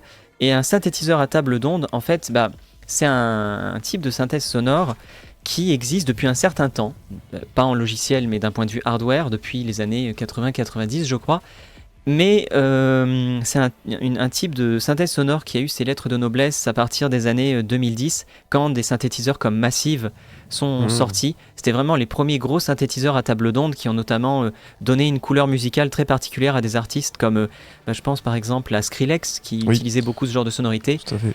Et Massive avait déjà ces textures assez agressives et parfaites pour ce type de musique. Et il y a plein d'artistes qui... Il y a Serum aussi, non ? Il y a Serum également, qui est pour beaucoup même le meilleur synthétiseur à table d'onde, alors qu'il est sorti déjà depuis maintenant 14 ans. Et voilà, Massive et Serum, ça a toujours été les synthétiseurs les plus connus depuis surtout dans la musique électronique. Les plus utilisés. Mais Arturia, ils reviennent vraiment sur le top du podium et ils sont beaucoup utilisés. Je me rappelle que quand on avait été au Stéréopark, on avait interviewé deux artistes il y a 2 ans, un duo qui s'appelle Citadel et une DJ qui s'appelle Venga, et tous les deux disaient on utilise beaucoup les synthétiseurs d'Arturia, aussi bien les émulations de synthétiseurs analogiques, il y a des répliques des Moog, de Korg, etc. Ils font plein d'émulations de synthétiseurs analogiques des années 70, 80, 90. Et ils font bien sûr Pigments, qui est une vision moderne de la synthèse. Et ce qui est intéressant, c'est que du coup, c'est un synthétiseur à table d'onde, c'est-à-dire qu'il utilise 2 formes d'ondes différentes à la base. Et l'avantage, c'est que contrairement à d'autres synthétiseurs où on n'a que une forme d'onde que l'on vient moduler de différentes manières, là on va avoir 2 formes d'onde et en fait on va pouvoir passer d'une forme à une autre avec c'est comme si c'était une sorte de morphing sonore. On va passer par exemple d'une onde carrée à une onde sinusoïdale, et ça va déjà créer une certaine expressivité dans le son, et en plus au-delà de ça on peut moduler plein de trucs, et puis on peut lier un paramètre à un autre paramètre qui va lier un autre paramètre et arriver à un potentiel sonore qui est presque infini. Et ça, c'est très difficile de faire aussi rapidement, en quelques clics, un son hyper vivant avec un autre type de synthèse. Et puis ça me permet d'avoir la patte vraiment de l'artiste. Enfin, par exemple, j'ai souvenir, je pense que Z, le DJ allemand, surtout à ses débuts, quand il s'est fait connaître, il avait vraiment un synthé, et je pense que ça devait être un truc de Massive ou de Serum, qui était hyper distinguable parmi les autres en fait. Et direct, on savait que c'était du Z. Et pareil pour d'autres artistes aussi, je pense à Knife Party ou d'autres artistes du début des années 2010, 2015, où je pense que ce genre de synthé, enfin ce genre c'est quoi, le Pigments 5, c'est quoi, c'est un synthé ? Oui, c'est un synthé. Ouais. C'est un type de synthétiseur, mais il y a plusieurs types de synthèse. Il y a la synthèse additive, soustractive, à table d'onde, et il existe aussi à base de samples. Enfin, il y a plein de... Et ce qui est bien, c'est que Pigments utilise toutes ces versions. Vous avez un mode analogue, un mode wavetable, donc table d'onde, un mode à base de samples, et un mode aussi qui s'appelle harmonique, qui est basé sur la synthèse additive, mais qui change un petit peu la technique. En fait, vous pouvez passer en quelques clics à un type de synthèse à une autre, et ça s'adapte en fait. En tout cas, c'est joli. C'est joli, c'est très sobre. Ils ont amélioré l'interface. C'est sobre, il y a plein de couleurs. Ça consomme beaucoup moins de ressources que le précédent, parce que il y a quand même beaucoup de choses qui se passent en même temps. Donc ça doit être costaud. Hein. Donc le CPU en prend un coup. Et oui, alors vous pouvez voir, en fait, en haut, vous avez les différents modules. Là, il y a Engine avec harmonique, et puis un Engine 2 analogue. Donc là, vous avez 2 types de synthèse qui sont mélangés. À droite, vous avez les filtres. Tout à droite, vous avez tout ce qui est modulation, donc j'arrive pas très bien à voir parce que la qualité est pas phénoménale. mais différentes Voice possibilités Pan, de modulation. Et puis ce qui est intéressant, c'est cette ligne là avec ces espèces de petits rectangles côte à côte. Ça, c'est toutes les modulations qu'on peut faire avec ce qu'on appelle des LFO, des oscillateurs basse fréquence.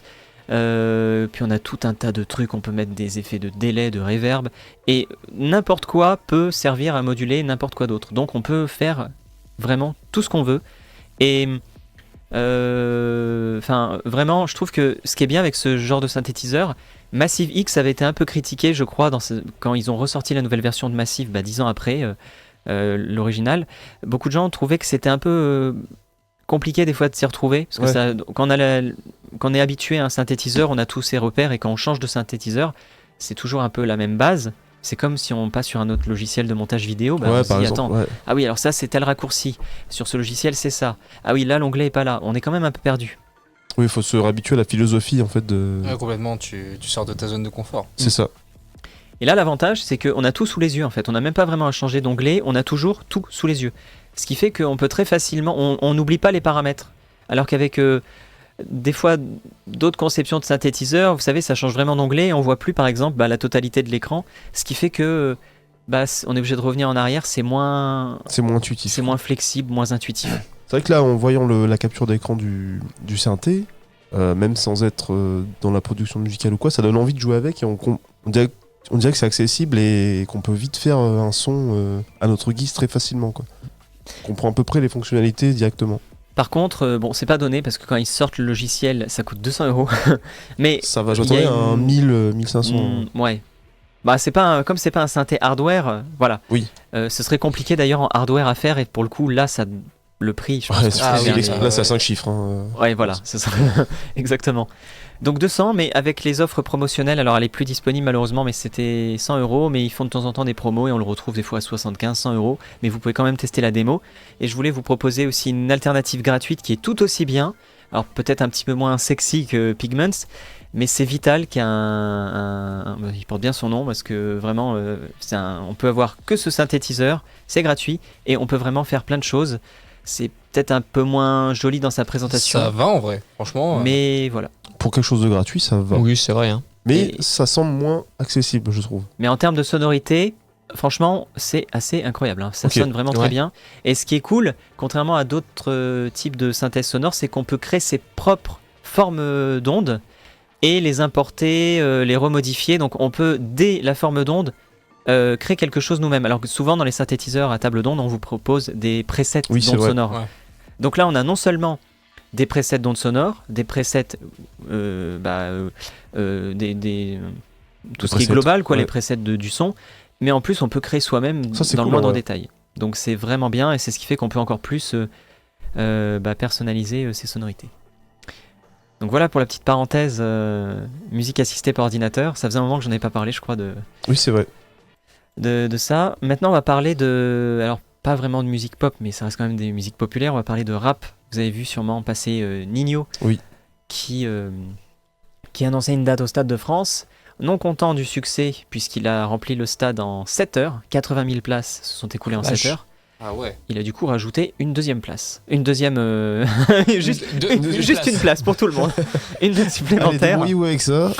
Ça, ce serait énorme. Battez-vous. Et 80 000 places, on a rajouté juste la 80 001e place. Battez-vous. On a mis 2 chaises sur le côté pour vous. Des transats, si vous voulez. Si vous payez en VIP. Et du coup, il a rajouté une date la veille. Le 2 mai 2025, et c'est déjà complet parce que il a fallu cette fois-ci 2 heures pour tout vendre. Ouais, donc ça a eu encore plus de succès. Les gens ont dû se dire j'ai raté le premier coup. À mon avis, c'est parti tellement vite, donc je vais me jeter dessus dès que possible. Et en fait, c'est parti encore plus vite, quoi. Ah, c'est fou. Par contre, 2 jours d'affilée au Stade de France, c'est une sacrée performance. Hein, quand même. Ouais, c'est clair. Ouais. C'est rare de voir ça. Je crois que cette année, c'est Mylène Farmer qui fait ça 2 ou 3 fois d'affilée. Et Mylène Farmer, elle a toujours fait ça. Mais là, du coup, à part elle, et puis je sais pas, peut-être quand il y avait le Central Tour. Oui, il y a peut-être ça, avec Indochine, tout ça aussi. Avec Indochine, mais aujourd'hui, on voit vraiment des rappeurs le faire. Alors je sais que Booba avait rempli le Stade de France il y a 1 an, je crois. C'est possible, j'ai plus trop le souvenir, mais. Contre, je sais pas. Mais je crois que c'était une date. Là, le faire 2 fois d'affilée, c'est quand même un sacré. Ça montre. Et surtout de le remplir 2 fois d'affilée. Oui, et puis là, c'est vraiment à fond, parce que 80 000 places. Je crois qu'ils avaient.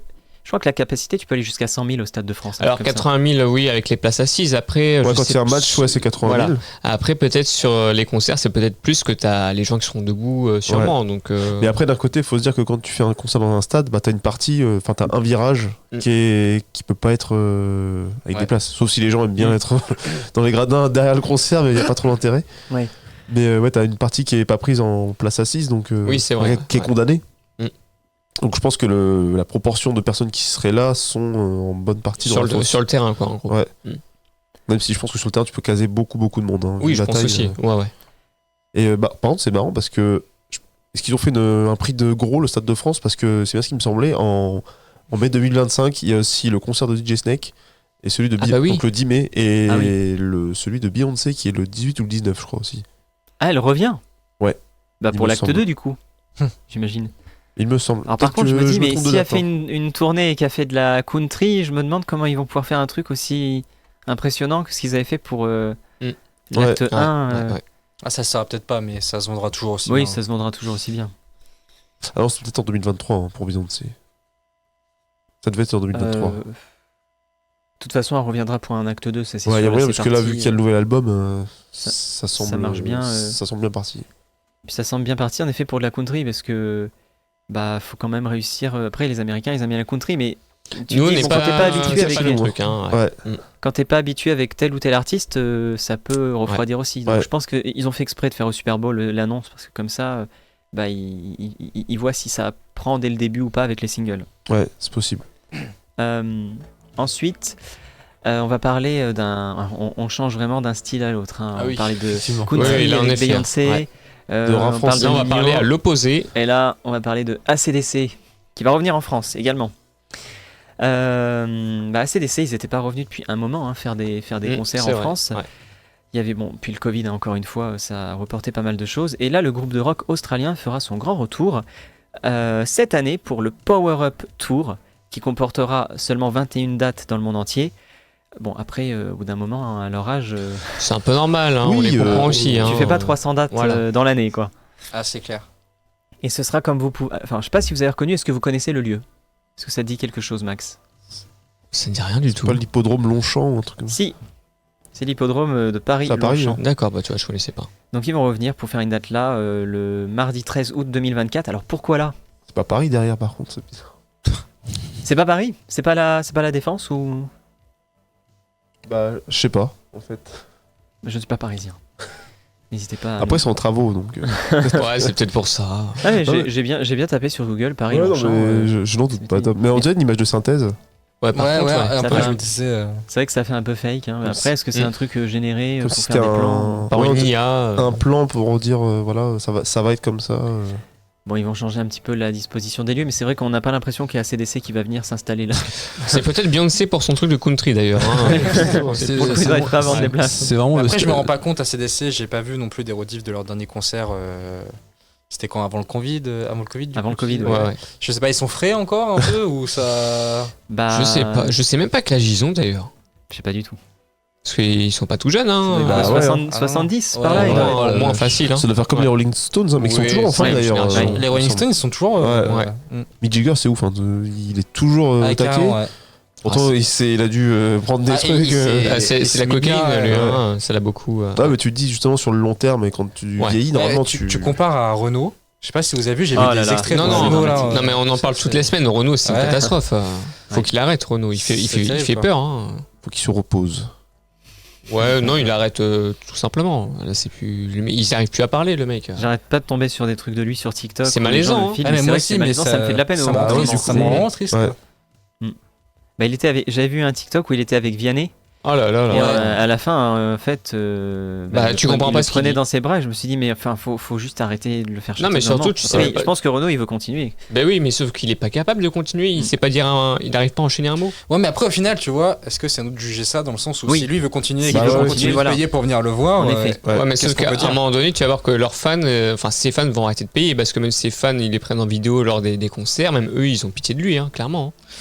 Ouais, c'est plus ça qui fait mal au cœur, quoi, du coup. Mais oui, je suis d'accord, il faut qu'il continue si lui, s'il en a envie, puis si les fans ont envie de le voir, malgré l'expérience qui est pas au top du top, bon bah, c'est comme ça. Oui. tant que bon. Tant qu'il meurt pas sur la scène, j'ai envie de te dire. Oui, voilà, c'est surtout ça. plus que ça. Non, mais c'est surtout ça, parce que le pauvre. Après, c'est peut-être ce qu'il souhaite aussi. Bah oui, c'est une belle mort aussi. C'est vrai. Et en chantant mourir sur scène, hein, t'imagines de Dalida. Ce serait énorme. La boucle est bouclée. C'est ça. Je vais faire une transition, on va faire une petite parenthèse cinéma, bon c'est en même temps pop musique. Elle était justement au Super Bowl et elle aussi elle a fait un album country il y a quelques années, c'est Lady Gaga qui refait parler d'elle avec Joaquin Phoenix, puisque vous le savez en fin d'année il y a Joker Folie à deux. C'est en fin d'année que ça sort. Ah ouais déjà. Okay. Ouais. Ça va vite hein. Ouais c'est clair. Toi, tu dis déjà, moi ça fait 2 ans que j'attends ça. Mais non, mais je veux dire, ils ont commencé à faire les scènes il n'y a pas si longtemps que ça qu'on a vu les premières images. Oh si, ça fait 1 an. Ouais. Ça fait 1 an, c'est pas énorme. Bien 1 an et demi au moins. Bah, donc, pour moi, ça passe tellement vite qu'1 an et demi, c'est pas vieux. Ouais, voilà, on est d'accord. Hein. Ouais. Mais c'est vrai qu'ils dévoilent pas trop de visuels. C'était peut-être à la Saint-Valentin l'année dernière, parce que là, ils ont profité. Oui, t'as raison, c'était ça. Oui. C'est là qu'ils ont annoncé Lady Gaga d'ailleurs. Je crois. Ils en parlaient déjà avant. Il y avait des rumeurs avant je sais plus. l'officialisation.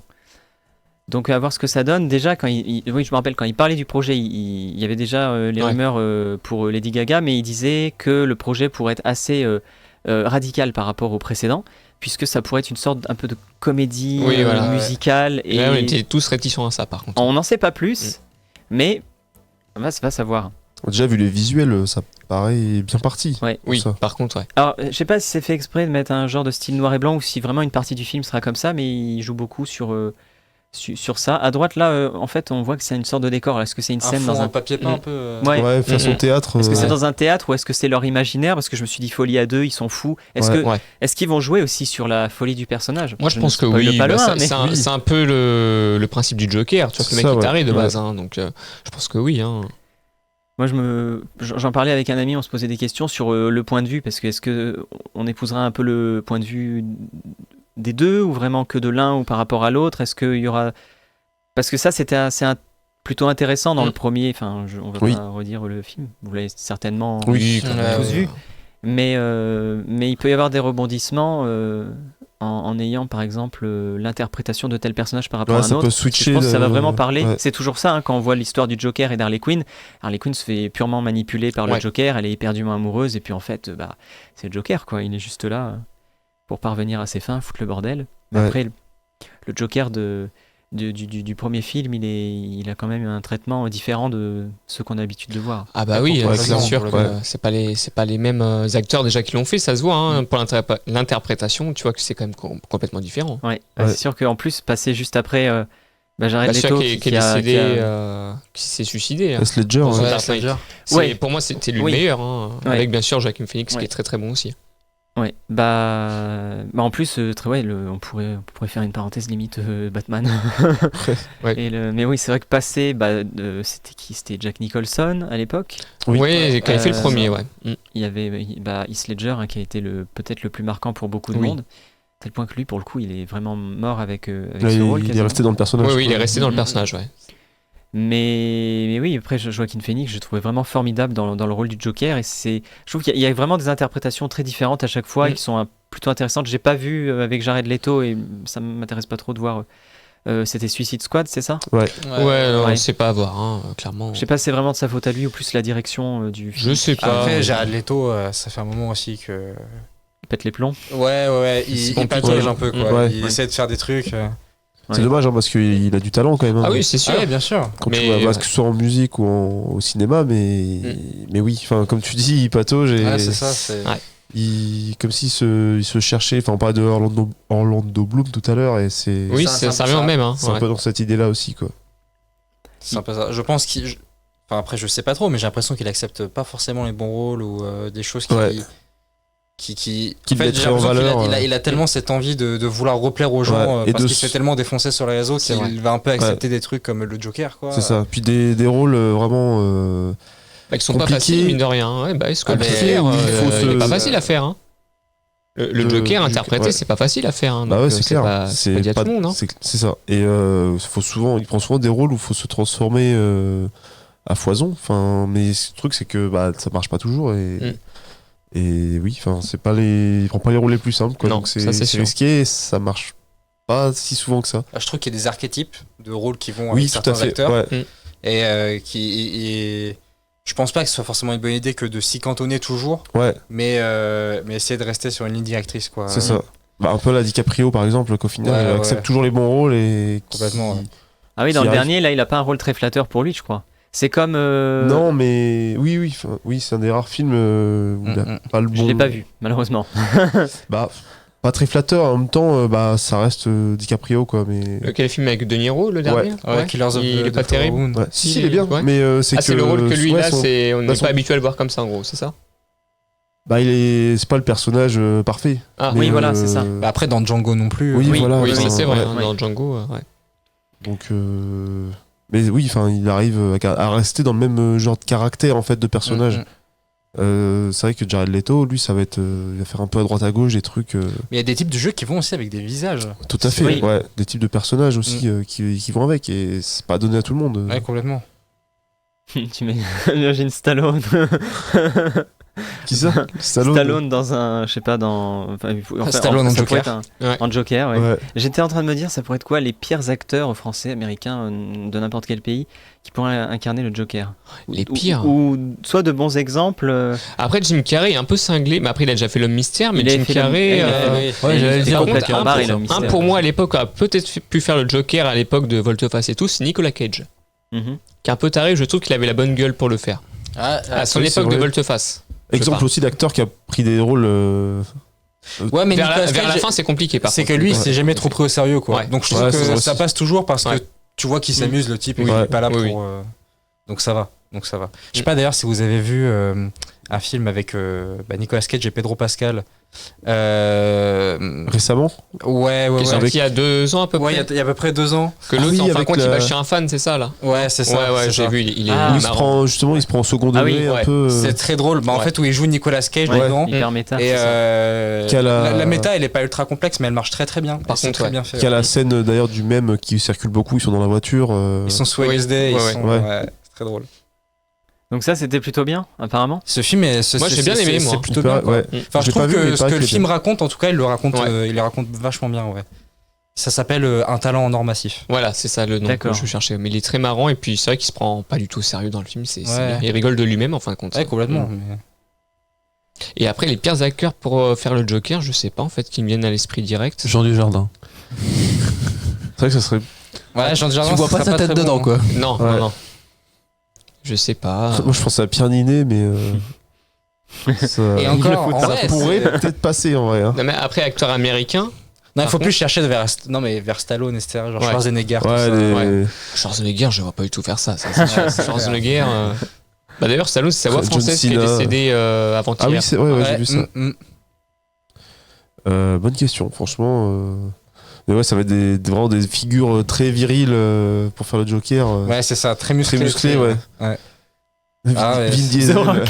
Ah, là, Comme c'est Joker, trop- le là, truc. c'est trop musclé, Dwayne Johnson, hein, par contre. Après, il y a beaucoup de choses qui peuvent nous surprendre, quoi. Est-ce que vraiment on l'attendait est-ce que vraiment on attendait Joaquin Phoenix en Non. Joker Mais on attendait qui en et Joker pourtant, surtout bah, c'est ça en fait. Après, Ça- Joaquin Phoenix a toujours eu des rôles de personnages un peu perchés, un peu Ouais. double Ouais, jeu. enfin, ouais, complètement.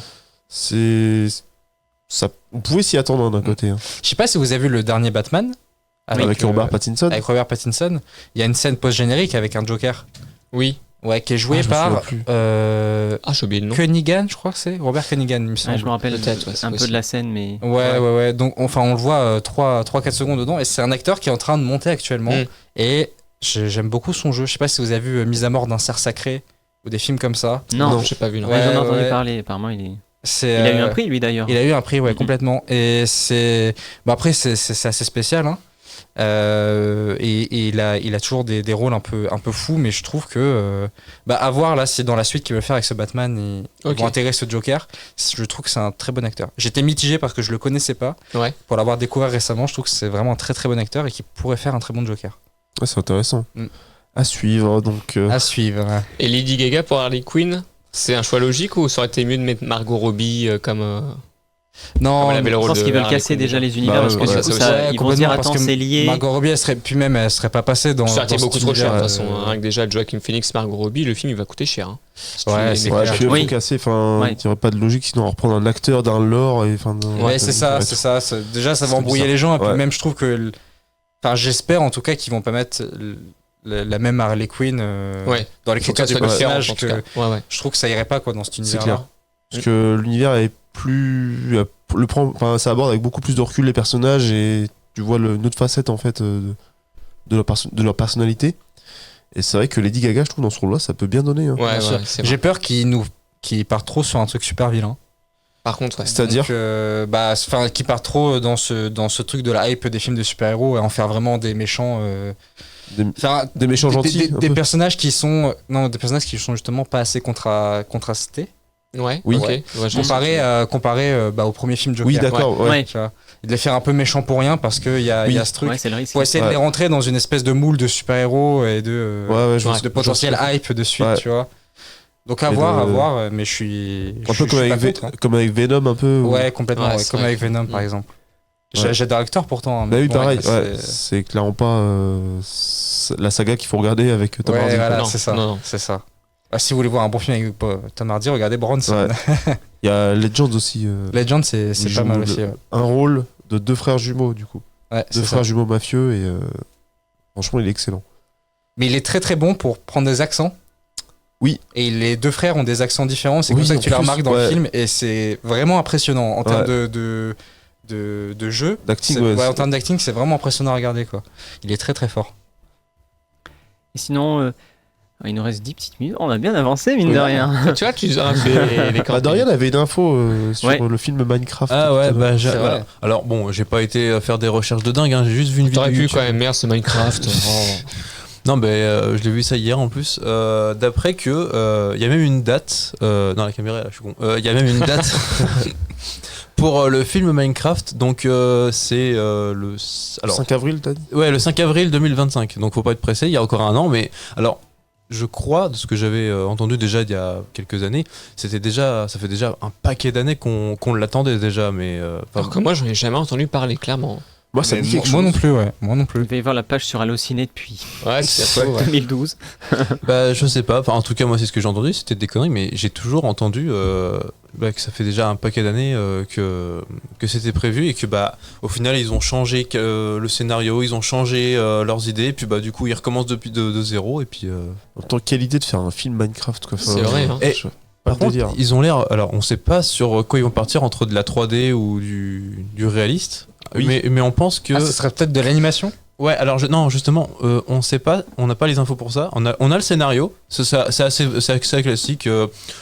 Le monde est déjà lancé, machin. L'Under Dragon est sorti de l'end, il fout le bordel, faut le tuer. Voilà, basta. D'accord. Mais d'après que ça part un peu à la Mario. Bah ouais, je pense qu'ils vont s'inspirer de Mario. Oui, complètement. Alors, j'ai vu le casting. Il y a beaucoup d'acteurs humoristes. D'accord. Un peu humoriste. Donc c'est pour ça que je pensais à un truc un peu Mario, c'est qu'il va y avoir beaucoup, ça va être du coup il va y avoir beaucoup d'humour, ça va être basé là-dessus. Et est-ce qu'ils vont faire justement comme Mario avec plein de refs en fin de service du la ref. Voilà. Donc il y a moyen. Il y a de fortes chances. Hein. Ouais. Après c'est le genre de film, tu fais un film Mario, tu fais un film Minecraft, tu peux difficilement faire sans des films à référence. Ouais, c'est sûr. Ouais.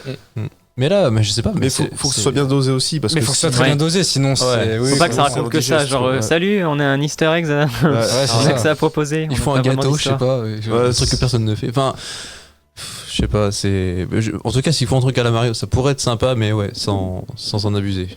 Bah ouais, parce que c'est vrai que déjà Mario, moi j'avais été surpris qu'il fasse un film dessus. Mais au final, j'étais agréablement surpris. Mais là, pareil. J'ai pas trouvé le film incroyable, mais j'ai passé un bon moment. Ouais, c'est ça, franchement, c'est bon. Enfin, si quelqu'un te demande est-ce qu'il est bien, est-ce qu'on le regarde ça, tu peux lui dire oui. Enfin, je trouve que. C'est agréable. Hein. Que c'est clairement, il y a eu bien pire en film de jeux vidéo, en film adapté de jeux vidéo. C'est clair. Genre le film Sonic, mais quelle catastrophe. les premiers trailers. Ouais. Avec l'animation. Mais déjà, même avec la nouvelle animation, le film est pas bon, quoi. Ouais, c'est une cata, déjà. Alors, bon, il faut qu'ils fassent des tests, hein, mais moi, ce que je me demande, c'est comment ils ont pu se dire bon, ça passe, on le met en trailer. Je sais pas. C'est fou, ouais. Bon, heureusement qu'ils ont changé les trucs à la dernière minute. Mais en fait, c'est comme beaucoup de choses, même beaucoup. On parlait de jeux vidéo tout à l'heure, dans le monde du AAA, tu regardes beaucoup de jeux qui ont les mêmes cahiers des charges. C'est parce que derrière, les gens qui qui payent pour financer ces projets-là, c'est des gens qui sont pas intéressés ni par le jeu vidéo, ni par le cinéma, ni par. Donc ça se ressent en fait dans le produit final. C'est ça, faut se dépêcher à sortir très vite et tout, et c'est ça, pas du tout le temps. En plus ils mettent, c'est ça, ils mettent un peu la pression aux équipes. Oui, ça c'est pas simple. Ça se voit tellement de plus en plus dans ces milieux artistiques-là. Hein. C'est un peu comme dans les locaux Pokémon, genre vous avez tant de temps pour faire un nouveau jeu, sauf que du coup, comme le dernier qui est sorti, le truc est bâclé, c'est moche à crever. Ah oui, mais c'est un exemple parmi tant d'autres hein, maintenant. Comme Cyberpunk à sa sortie, comme c'est vrai, bien sûr. Comme Modern Warfare 3. C'est eux qui se sont mis la pression tout seuls parce qu'ils voulaient respecter les dates. Hein. Enfin. Oui, mais tu vois que c'est parce qu'il y a. Il fallait que le jeu sorte le plus vite possible à un moment donné, et puis dès qu'il est sorti, c'était une bouse parce qu'ils n'avaient pas le temps de tout terminer. Enfin, c'est ça. Ouais. Et c'est bien dommage. Le jeu pas fini. J'ai vu une vidéo de chez Chounet sur Lethal Company, il parlait de ça, il disait en fait il y a tellement de pression avec les actionnaires que du coup on sort les jeux même pas finis, complètement bâclés, et puis t'as un gars de 21 ans qui te fait un jeu complet, et puis ça 19 je crois le gars. Ouais, 19 ou 21. Et puis ça fait des millions de ventes et voilà. C'est un cas pareil, voilà, c'est ce genre de jeu, c'est un exemple, ou comme Baldur's Gate 3, des trucs comme ça, c'est des exemples. Ouais, tout à fait, où les gens ont eu le temps et au final, quand ils ont le temps, t'as moyen encore de faire de la qualité, mais c'est ça quoi, c'est ça, l'argent et les gens qui sont pas du tout dans le milieu qui imposent des choses impossibles. Forcément, ça empathie sur la qualité. Et en plus, la plupart du temps, les gens crachent sur les équipes alors que c'est même pas leur faute. Ouais, c'est ça aussi qui ça doit être vraiment très très dur pour eux. Ouais, c'est sûr. Parce qu'ils sont dans l'étau en fait. Ouais, c'est ça. Bon, eh bien, on arrive presque à la fin de cette matinale. J'ai une dernière news concernant les résultats des victoires de la musique. J'en avais parlé la dernière fois. Artiste masculin, ex aequo. Alors, ils ont pensé à récompenser un rappeur, mais en même temps, ils ont récompensé Vianney aussi. Oui, voilà. C'est Gazzo. Fallait récompenser, quoi. Ouais. C'est Gazzo et Vianney qui remportent le prix. Artiste féminin, Aya Nakamura. Elle ne l'avait pas eu les années précédentes parce qu'il y avait eu Pomme une année et puis je sais plus qui ensuite. Donc elle a enfin eu le prix pour l'honneur. Elle était même pas là. Par contre, elle a fait un truc qui est quand même bien. Elle a fait un don de 20 000 € à un orphelinat au Mali, puisqu'elle est originaire de Bamako. Révélation masculine, c'est Yamé, un rappeur. Révélation féminine, Zao de Sagazan, qui était venu au festival Sœurs Jumelles l'année dernière en première partie de Véronique Sanson. Album de l'année, La Symphonie des éclairs de Zao de Sagazan. Chanson de l'année, La Symphonie des éclairs de Zao de Sagazan. Concert de l'année, Calf Tour de Damso, et création audiovisuelle, Commando de Shay. Et du coup, je crois que j'ai dû oublier une catégorie parce qu'il me semble que Zao, elle a gagné 4 victoires en tout. Donc elle était nominée partout. C'est plutôt pas mal. Et je vous propose de finir cette chronique en écoutant justement ce titre si vous ne le connaissez pas encore. Alors, je sais pas, j'aime bien... J'aime bien d'autres musiques de cet album, c'est pas mon préféré, je suis pas ultra fan de tout l'univers, mais en termes de propositions artistiques, ça change de ce qu'on pourrait voir d'habitude dans les victoires de la musique. Et ça nous permettra de finir pile poil à midi. C'est La Symphonie des éclairs de Zao de Sagazan. On se dit à la prochaine du coup. À bientôt.